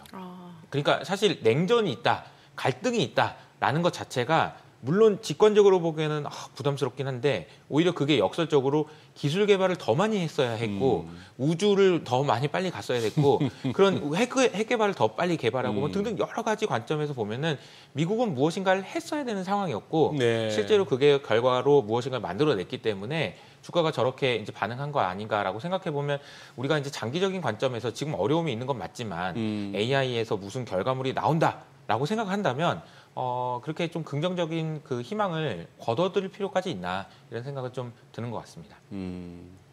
지금 오늘 아까 개장초 설명하시는 거 보니까 방산 쪽, 조선 쪽이 오히려 약간 매물이 차익 실현이 나오는 것 같아요. 지금도 그런가요? 지금요. 예. 지금은 조선주들 좀 나옵니다. 지금 하나오션이 좀 9% 떨어지고 있는 상황이고 최근에 이제 공매도 그 잔고를 봤을 때도 방산하고 조선주가 아무래도 그동안 주가가 좀 상승률이 좋았잖아요. 그러니까 이쪽에도 공매도 잔고가 높아진 것도 사실이고요. 네. 예. 하나오션 블랙딜 얘기가 좀 있었던 것 블랙딜. 같아요. 네. 산업은행 지분을 예. 이제 뭐 많이 팔 거다 이런 네, 얘기들이 네. 나오면서 맞아요. 아마 그 뉴스가 좀 반영된 것 같고 네. 말씀하신 대로 이제 자동차 쪽으로는 좋은 소식이 나왔으니까 좋은 소식 나왔어. 많이 가지고 있던 주식을 좀 팔면서 네. 움직임이 나올 수도 있었던 것 그런 같습니다. 상황이고 네. 어떻게 저기 뭐 우리 국내 주식 업종도 계속 살피시니까 방산하고 이제 조선이 그동안 좋았어요. 네, 뭐 좀 쉬어갈 수는 있을 만한 레벨이긴 한데 그렇죠. 주가 상승률이 어느 정도까지 보세요?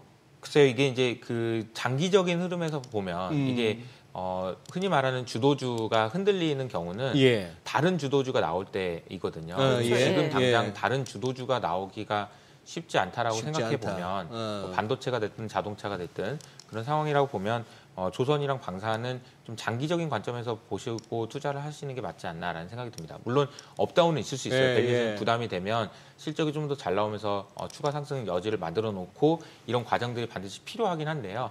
장기적으로는 긍정적으로 저는 생각을 하고 있습니다. 지금 바이오주 갖고 계신 분들 조금 이렇게 고민스러워 하시던데 그쪽은 좀 보셨나요? 바이오도 이제 선별적으로 개별 선별적으로. 종목에 따라서 이제 차이가 많이 나기 때문에 그 부분은 좀 잘 살펴보셔야 되겠지만 과거에 비해서 우리나라 이제 바이오 업종에 대한 투자 매력도는 확실히 높아진 건 사실이죠. 글로벌 빅파마들에게 어쨌든 러브콜을 받는 기업들이 많아지고 있다는 것도 사실이기 때문에 그렇게 감안하셔가지고 개별적으로 네. 투자를 하시는 게 맞지 않나라는 생각이 듭니다. 아니 그 미국 주식에 대해서 이제 많은 전문가들이 과거처럼 빅테크만 올라가는 시대는 아닐 것이다. 뭔가 좀 미국이 안 좋다는 게 아니라 뭔가 업종 간의 포트폴리오 재편이 필요할 수도 있다. 이렇게 주장하시는 분들도 있는데 여기에 대해서는 어떤 의견이세요? 네, 그 부분이 이제 많이 반영이 돼서 네. 빅테크가 주가가 조정을 많이 받았어요. 그래서 밸류에이션으로 보면은 충분히 빅테크도 다른 주식에 비해서 비싸지 않은 정도 이제. 수준까지는 내려왔습니다. 그래서 선택을 할 때 어떤 걸 선택하냐라고 생각해 보면 저는 그래도 빅테크가 여전히 그래도, 더 낫지 않나라는 생각을 좀 하고 있습니다. 예, 빅테크도 되게 여러 부분이 있잖아요. 예를 들면 예전에는 뭐 AI 하드웨어 쪽이면 이제 엔비디아가 있겠고, 네. 이제 소프트웨어라고 하면 또 뭐 저희가 좀 전에 얘기했던 뭐 팔란티어도 있을 수 있고, 뭐 여러 가지 있잖아요. 어느 쪽을 더 수익률 제가 측면에서 지금 찾아보다 보니까 예. 방금 전에 나온 뉴스인 것 같은데 네. 테슬라의 임원이 10년 만에 처음으로 주식을 샀다 이런 얘기가 있더라고요. 테슬라? 네, 테슬라의 아, 임원이. 그러니까 예. 아마 이제 6월달에 행사를 앞두고 네. 실제로 뭔가 잘 나올 수 있을 거라는 기대감이 있는지 모르겠지만 네. 그 흐름에서 보면요, 예. AI는 하드웨어에서 소프트웨어로 가고요. 그 다음에 어플리케이션으로 가거든요. 이 큰 흐름에서 보면 지금은 소프트웨어 아까 팔란티어를 말씀드렸고 무엇인가 적용해서 만들 수 있는 테슬라 같은 회사들이 좀 주목을 받을 수 있는 시점이다라고 볼 수 있는 것 같습니다. 근데 물론 이 두 회사가 굉장히 밸류에이션이 비싸요. 예. 그래서 이제 투자하실 때는 주의가 필요하지만 AI의 방향성으로 보면은 그 두 회사에 대해서 관심을 가져보시는 게 어떨까 싶습니다. 모처럼 나오시니까 또 이렇게 물어보고 싶은 게 많아지네요. 저기는 세상 오늘 우리 이효석 대표가 던져준 메시지 중에 이제 제일 인상이 남는 거는 세상 그렇게 쉽게 안 망한다인데 요거 다시 또 이제 달러의 환율이 또 이제 140쪽으로 살살 내려가니까 이제 자꾸 겁주는 사람들이 겁줄 때 드는 몇 가지 중에 요 엔캐리 청산, 엔캐리 트레이드 청산 그 부분은 어떻게 보세요? 엔캐리 청산도 역시 마찬가지로 세상이 그렇게 크게 망하지 않는다. 그러니까 지금 뭐 일본 사람들이 무슨 주식이나 뭐든 해외에 있는 걸 다 팔고 들어올 것 같지만 그 자기 발등을 찍는 일을 왜 하겠냐라는 생각을 첫 번째로 하고 있고요. 두 번째로는 엔화 강세에 대한 베팅이 지금 역대 최대치예요. 엔화 강세에 대해서 정말 그 헤지펀드들 포함해서 다 강세로 간다라고 생각하고 있어요. 그러니까 이런 경우에는 물론 이게 엔화 강세로 더 갈 수는 있지만 이게 쇼크로 이어지진 않는다라는 거죠. 작년 7월, 8월 달에는 엔화 약세에 대한 베팅이 역대 최대치였어요. 그러니까 그렇다 보니까 이제 그 물건들이 재물이 돼서 그런 사단이 났던 건데요. 지금은 그런 상황은 아니다라고 생각하고 있습니다. 네. 그러네. 너무 이렇게 뭐랄까 뭐 유순해지고 현자처럼 얘기를 하니까. 저도 궁금한 거 갑자기 생각났어요. 뭐. 네. 아니, 왜냐면 5월 7일 얼마 안 남았잖아요. 네네. 네, 그때 뭔가 좀 분수령이 될 수도 있다고. 주말에 만든 영상 제목에 5월 7일에 결정된 5월 7일이 FMC 회의. 맞아요. FMC 회의에서 이제 어떻게 이제 의견이 나올 건지인데요. 이것 또한 이제 지난주에 갑자기 바뀐 건데 블룸버그에 보면은 연준 의원들이 또 무섭게 얘기하는지 매파처럼 이야기하는지 비둘기처럼 따뜻하게 얘기하는지 그 지수를 만드는 게 있거든요. 근데 그게 이게 3년 만에 처음으로 비둘기 쪽으로 바뀌었더라고요. 기울었어. 예. 그래서 지금 3년 5월 만에. 7일에 예. 5월 7일에 어떤 식으로 이제 이야기할지 파월이 뭐 금리 안 내줄 것처럼 얘기하긴 했지만 이런 상황이면 어쩔 수 없이 내가 금리를 내릴 수도 있을 것 같아 이런 이야기를 해줄 수 있을지 네네. 여부가 중요하지 않나. 5월 7일은 FMC 회의가 있는 날이고요. 네, 그 전날 해가지고 우리 연휴가 있잖아요. 예. 그래서 네. 만약 이걸 반영하기 위해서 이제 금요일 날 판단을 하셔야 될 것 같습니다. 그래서 금요일. 월요일, 화요일이 휴장이고 5월 그 다음 2일. 날이 바로 또 FMC 회의여가지고 네. 네, 요거까지 이제 판단을 하시면 좋을 것 같다. 그래도 뭐 7일 날 5월 7일 날 수요일 날 와서 수요일 날로 개장을 대응이 하고. 가능하네 우리가. 네네. 그날 저녁이니까. 그날 저녁에 이제 하니까. 네. 알겠습니다. 오늘 내용 잘 들었습니다. 그래요. 고맙습니다. 고맙습니다. 네, 오늘 들으신 내용과 관련해서 더 다양한 정보 원하시는 분들은 카카오톡 채널에서 머니를 검색하셔서 친구 추가하시기 바랍니다.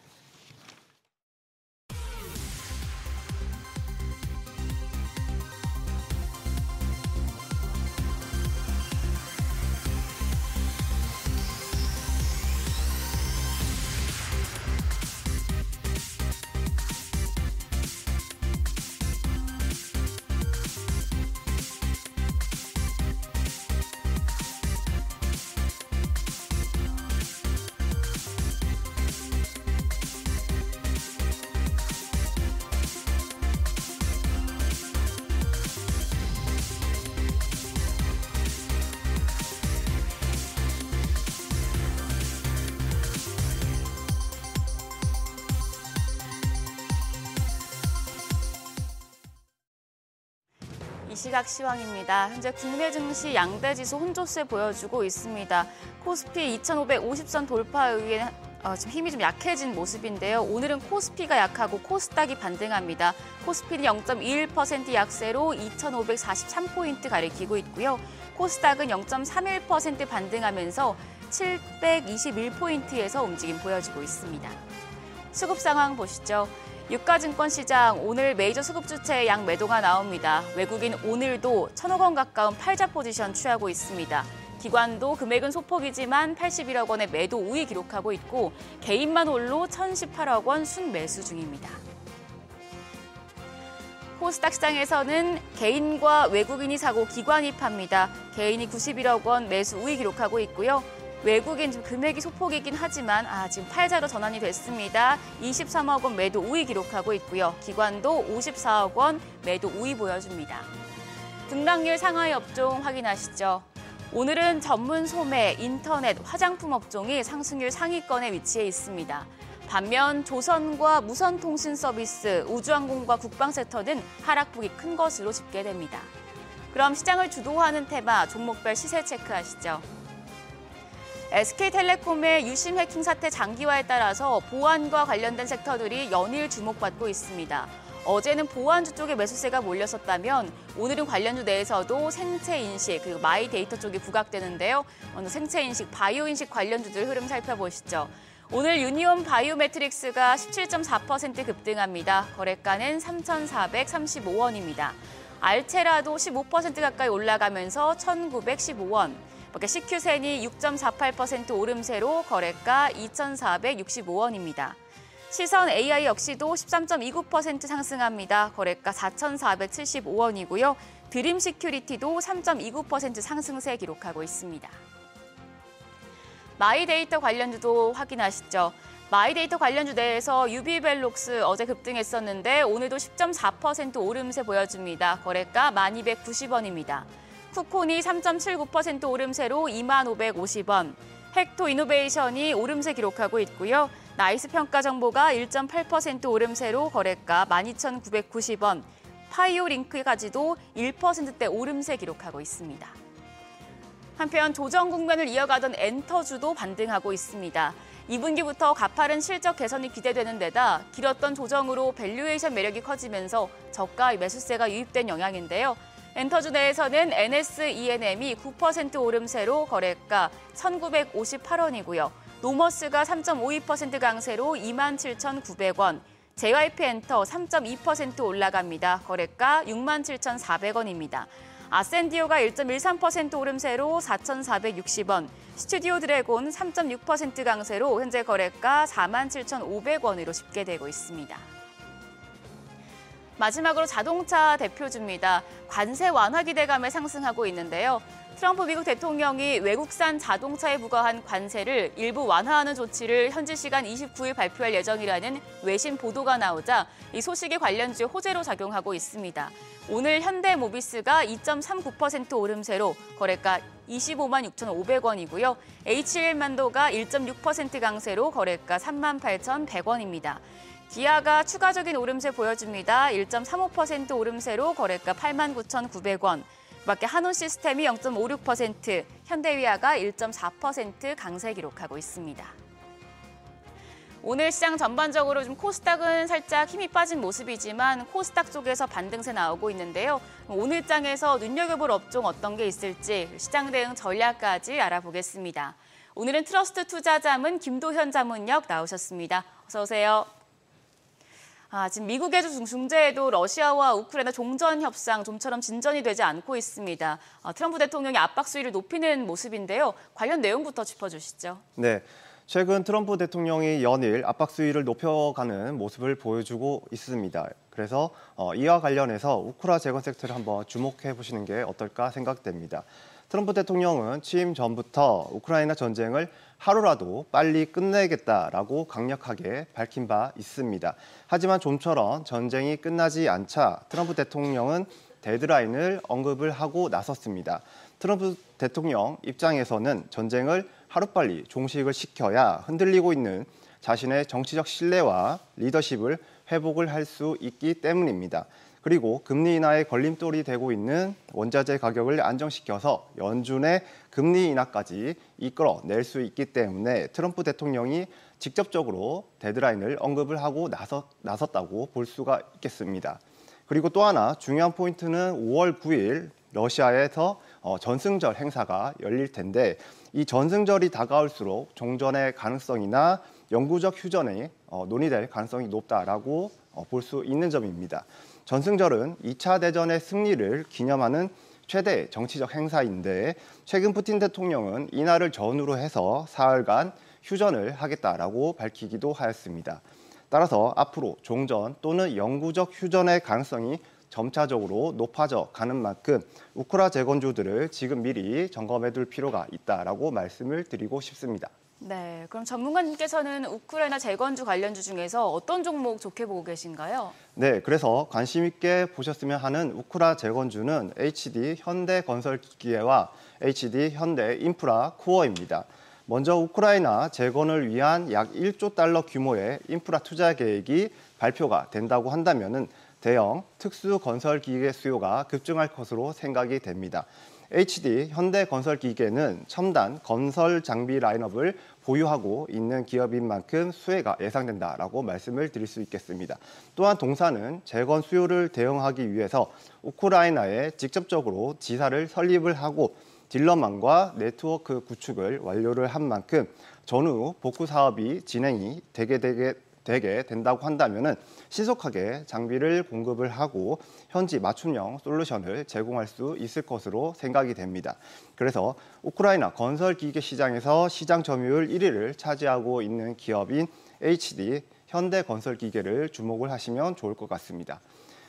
그리고 두 번째 기업인 HD 현대인프라코어 역시 한번 주목을 하시면 좋을 것 같습니다.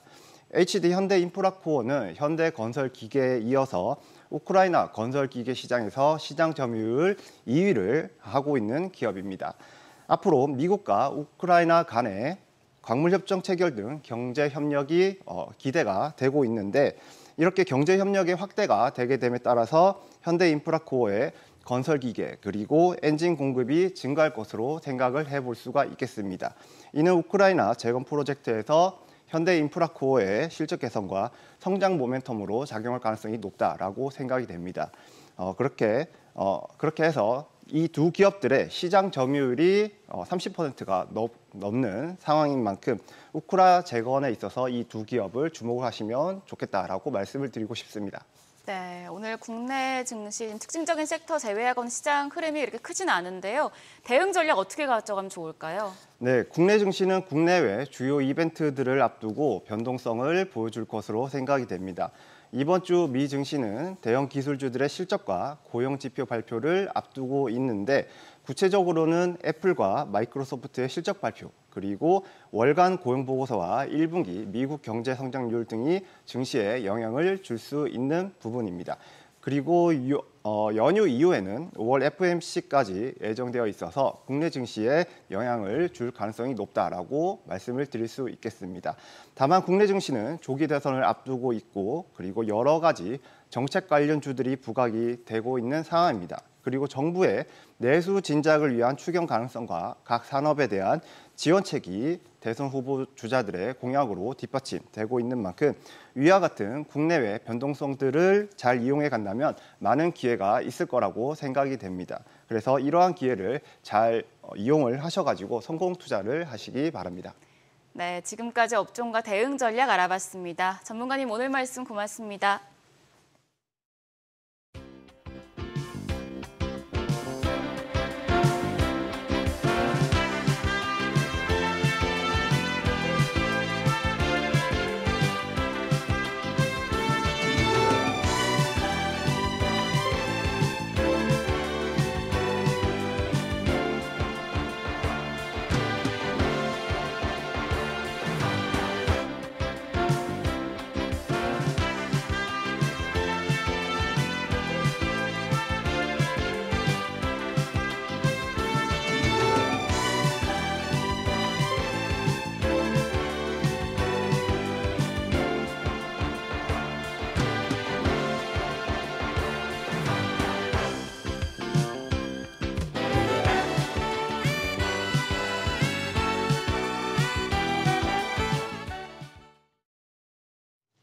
미국의 관세 정책, 밸류업 등 시장에 영향을 주는 주요 이슈와 함께 최근 ETF 시장 동향까지 살펴보겠습니다. 네, 키움 투자 자산 운용의 ETF 사업부 정성인 부장 모셨습니다. 어서 어서 오세요. 네, 안녕하세요. 오랜만입니다. 네, 오랜만에 뵙겠습니다.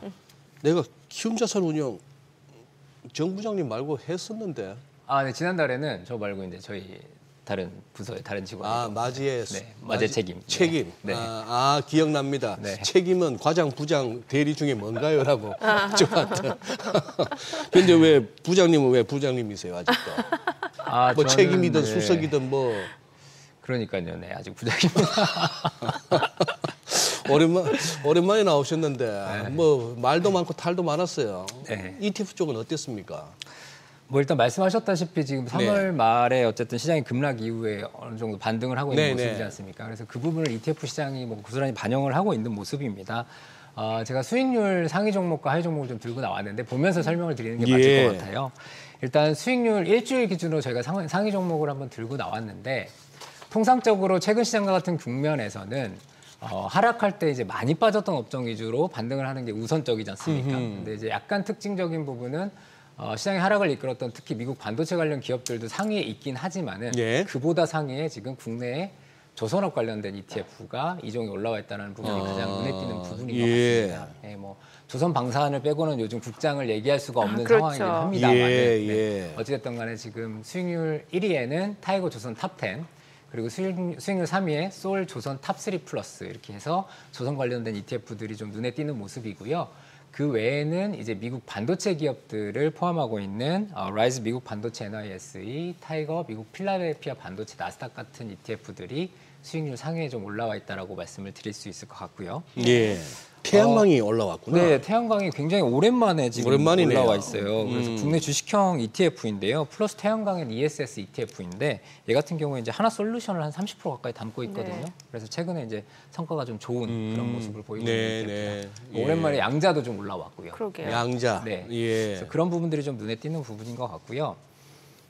수익률 하위는 좀 말씀드리자면 네. 사실은 하위라고 말씀드리기 좀 애매한 부분도 있어요. 왜냐하면 지금 수익률 일주일 기준으로 봤을 때 하위에 가장 상위에 올라 있는 부분이 플러스 글로벌 방산이 마이너스 3.29%인데요.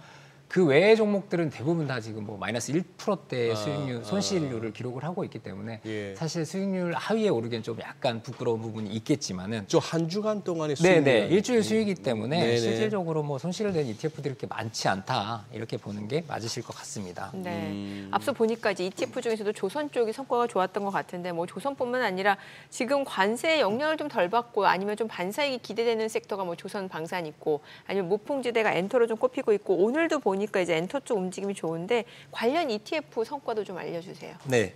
뭐 말씀하신 바와 같이 일단은 관세 무풍지대라고 표현을 네. 하는데 일단 조선 방산은 확실하게 꼽히는 네. 것 같습니다. 네. 그래서 이제 추가적으로 뭐 엔터나 네. 원자력 등이 꼽히는데 그래서 요즘 시장에서는 뭐 조방원, 조방원. 조방N 뭐 이런 식으로 조방원 예, 조선 방산 원자력 그리고 조방 조방 N, 엔터. 조선 방산 엔터 뭐 이렇게 해서 이런 용어들을 예. 또 애널리스트 분들이 좀 사용을 하시긴 하시는데 예. 그만큼 뭐 시장에 관심이 좀 높으신 것 같고요. 관련된 ETF들의 성과도 굉장히 눈에 띄는 모습입니다.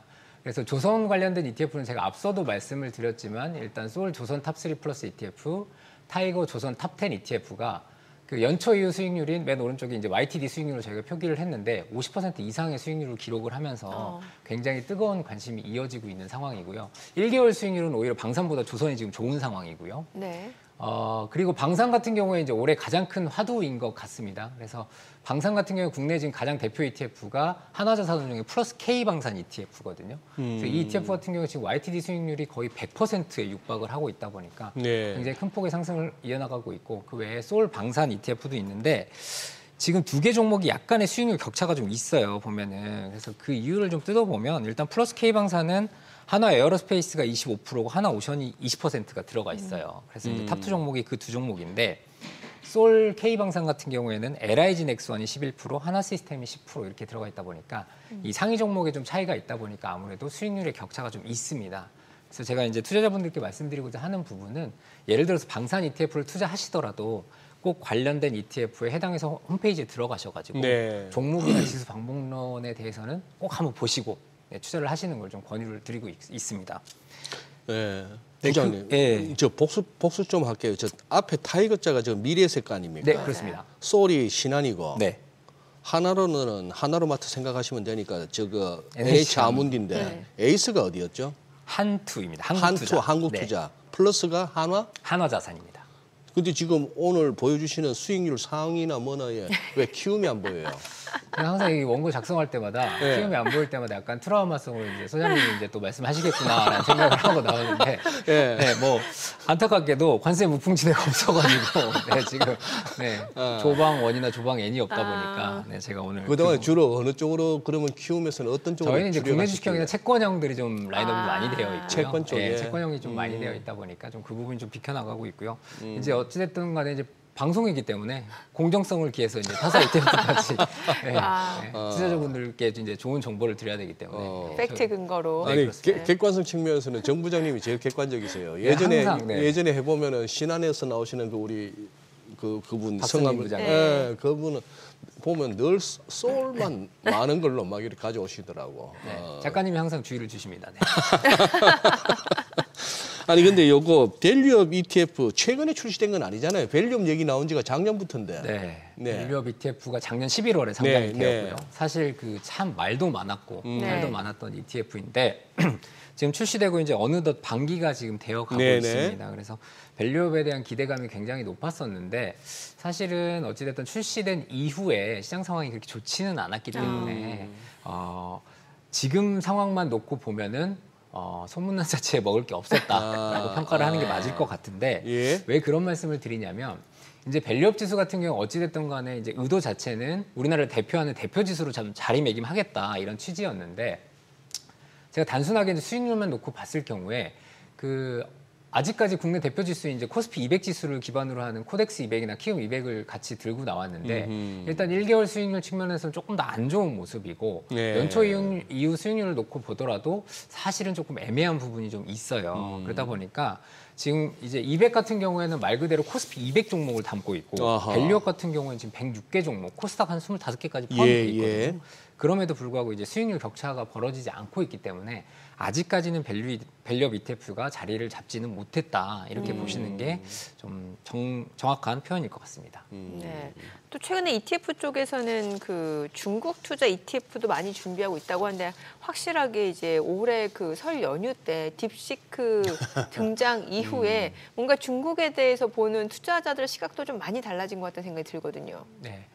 아무래도 요즘 그 ETF 운용사들이 경쟁이 치열하다 보니까 예. 그 이렇게 새로운 테마에 대해서 굉장히 빠르게 이제 상품을 좀 출시하려고 노력을 많이 하는데 네. 말씀하신 바와 같이 지금 중국에 대한 기대감이 높아지면서 중국 관련된 상품이 굉장히 오랜만에 지금 나올 예정입니다. 네. 아직 나오진 않았고요. 지금 예. 나올 예정이라고요? 예, 지금 이제 펀드 공시만 올라왔기 때문에 네. 이제 뭐 다들 아실 수는 있는데 아직 상장은 안 된 상품들인데 보시면 이제 뭐 코덱스 차이나 휴머노이드 로봇, 타이거 차이나 테크 탑 10 뭐 이런 상품들이 대부분 이제 차이나 테크 쪽에 투자하는 상품들이 지금 이제 5월달에 줄줄이 상장이 될 예정입니다. 예. 뭐 말씀하셨다시피 지금 공교롭게 이제 트럼프 취임일에 딥시크 같이 발표가 됐지 않습니까? 그러니까요. 이게 예. 굉장히 다분히 의도적이었던 부분이었다라고 지금 결과적으로는 평가할 수 있는데 딥시크 발표 이후에 어쨌든 간에 중국의 테크 기업들이 주목을 받고 있는 건 사실인 것 같습니다. 성과도 굉장히 좋았고요. 네. 여기에 이제 뭐 중국 부양책까지 같이 발표가 되면서 탄력을 좀 받으면서 올해는 뭐 미국보단 중국이 아니냐 뭐 이런 얘기들이 계속 되어졌었는데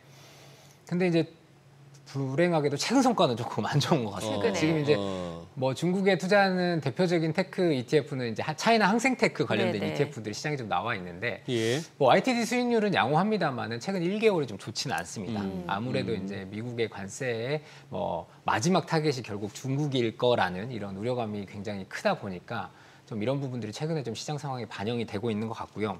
또 하나는 이제 딥시크 기반으로 중국 기업들이 굉장히 주목을 받으며 주가가 많이 올랐는데 사실 이 딥시크 이슈 하나만으로 뭐 시장 자체가 뭐 리레이팅을 받기에는 조금 부담이 좀 있지 않습니까? 예. 그래서 이제 추가적인 좀 재료들이 좀 나와야 되는 상황이고 뭐 앞서 말씀드린 관세 전쟁에 대한 부담도 좀 있기 때문에 이런 부분들이 조금 아직까지는 부담으로 작용을 하고 있고 다만 그 중국의 부양책이나 적극적인 어쨌든 시장 부양의 의지는 지금 계속해서 얘기가 나오고 있기 때문에 최근에는 또 중국의 그 소비 시즌이 이제 본격적으로 개막이 되거든요. 네. 특히 이제 5월 하면은 그 중국 같은 경우에는 노동절 연휴가 굉장히 길어요. 우리나라도 연휴가 있지만은 그래서 이제 그 본격적인 소비 시즌이 다가왔고 최근에 그 명동에 가보면요 중국인 단체 관광객 정말 많이 들어와요 우리나라에. 그만큼 이제 내수에 대한 부양이 조금 어느 정도 되고 있는 상황인 것 같은데. 그런 부분들을 반영해서 또 중국 내수시장 소비자 기업에 투자하는 ETF도 있습니다. 저희 키움 투자자산에서 운영하고 있는 키움 차이나 내수소비 탑 CSI ETF인데 뭐 내수 50개 종목을 담고 있기 때문에 이런 종목들이 최근에는 또 주목을 많이 받고 있는 것 같습니다. 그래요. 예. 근데 어떻게 저기 한 5월에 이제 많이 나온다고요? 네, 5월에 지금 다 상장이 예정되어 있습니다. 네. 그래서 지금 상장이 아직 안 됐기 때문에 그 펀드 공시만 올라왔기 때문에 정확하게 뭐 어떤 종목을 얼마만큼 담고 있습니다라는 부분은 아직 나와 있지는 않습니다. 근데 이제 어느 정도의 스킴을 가지고 있느냐 정도는 이제 언론에 좀 나와 있는데 뭐 코덱스 차이나 휴머노이드 로봇 같은 경우에는 뭐 샤오미 같은 기업들이 또 휴머노이드 로봇에 굉장히 진심이거든요 지금. 네. 그래서 그런 기업들을 주로 담고 있는 것 같고 타이거나 플러스에서 내는 이제 차이나 테크 탑 10, AI 테크 탑 10은 말 그대로 이제 빅테크 관련된 기업들에 좀 투자하는 것 같고요. 타임폴리오는 이제 액티브 ETF인데 차이나 AI 테크 액티브라고 해서 이제 중국이랑 홍콩까지 포함해서 예. 인공지능 기업들을 이제 담고 있는 그런 ETF다. 이렇게 지금 얘기가 되어지고 있습니다.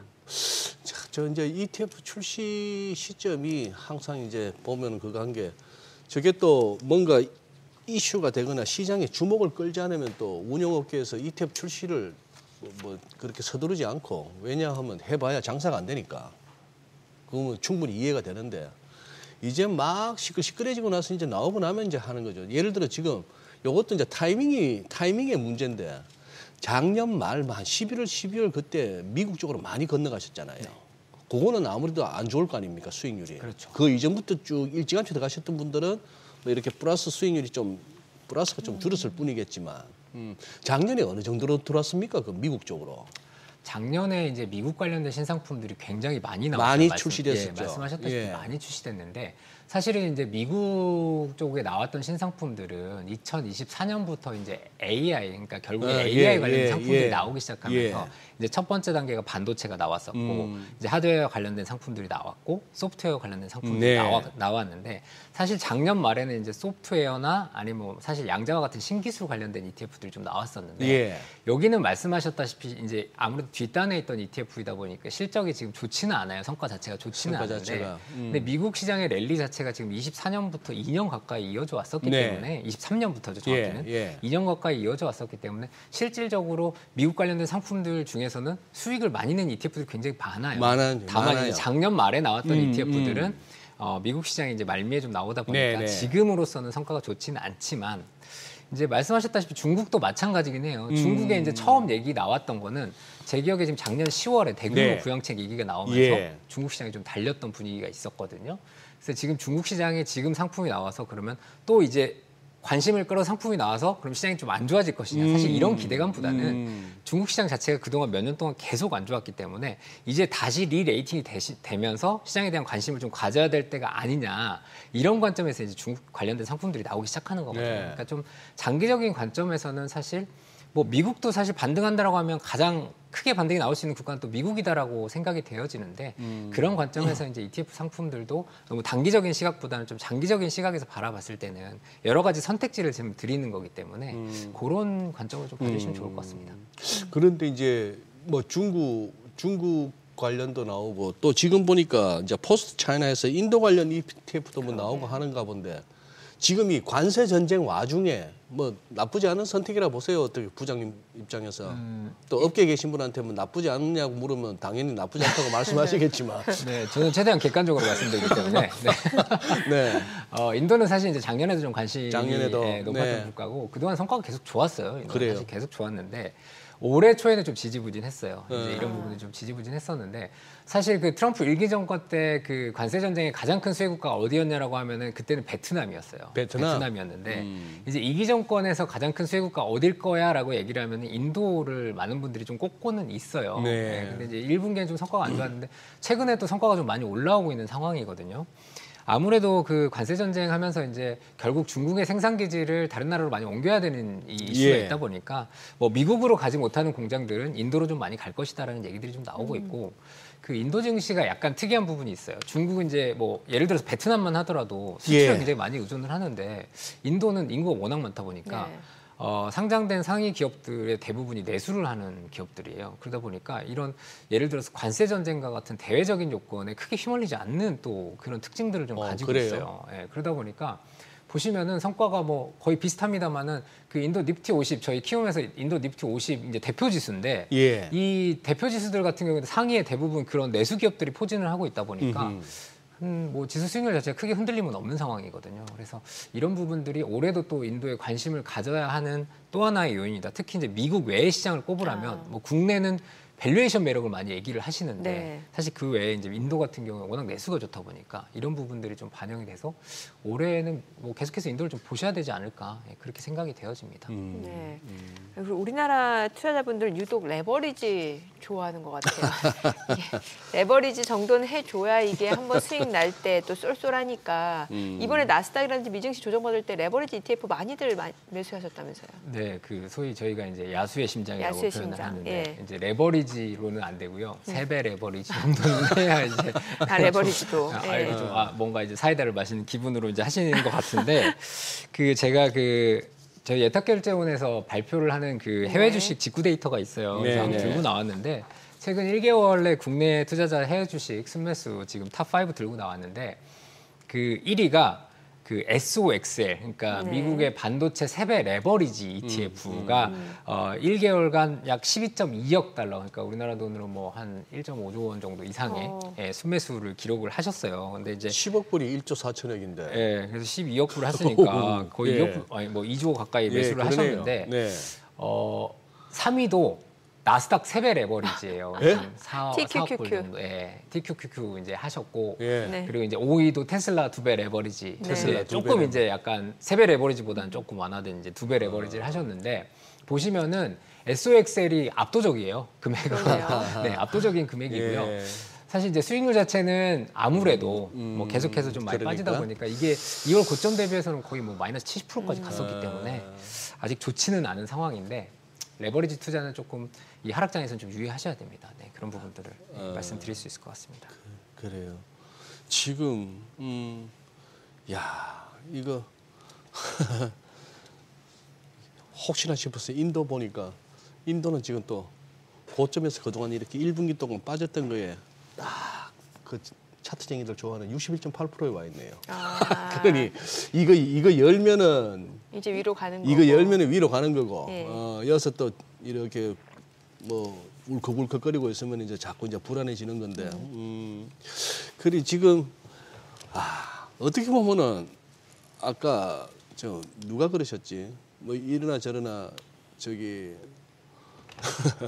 하기야 뭐 당구장도 그렇고 무슨 뭐 하우스도 그렇고 새벽에 나올 때 보면은 당구장 주인만 돈 벌고 그 하우스장만 돈 버는데 이 자산운용사는 이래도 벌고 저래도 버니까 참 좋아요.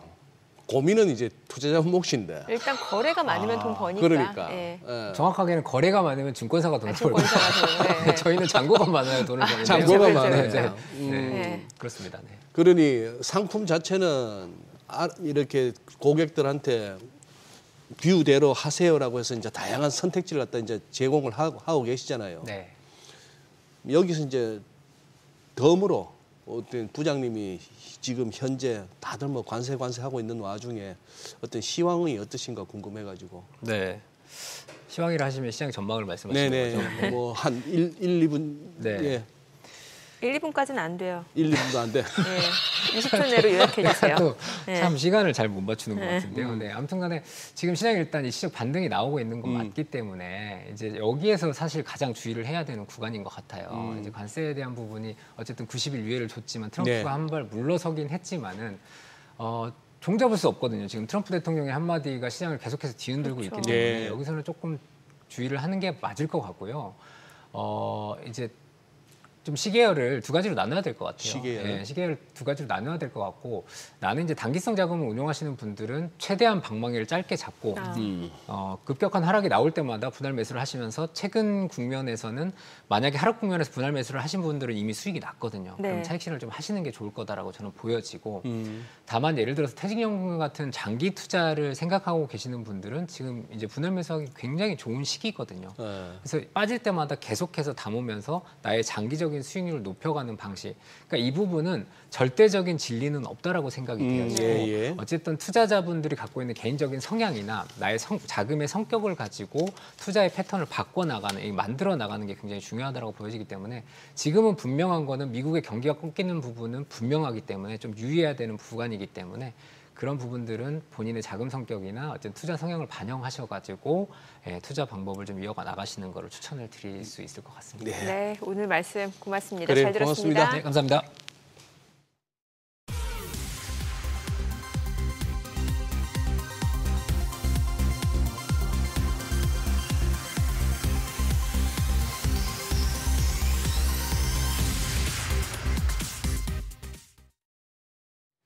네, 오늘은 또 보니까 보완주가 좀 물량이 나오면서 상승폭 축소가 되고 오히려 비만 치료제 쪽으로 또 매기가 쏠리네요. 비만 치료제 쪽으로? 예, 굉장히 빠릅니다. 그러네요. 순환매. 예.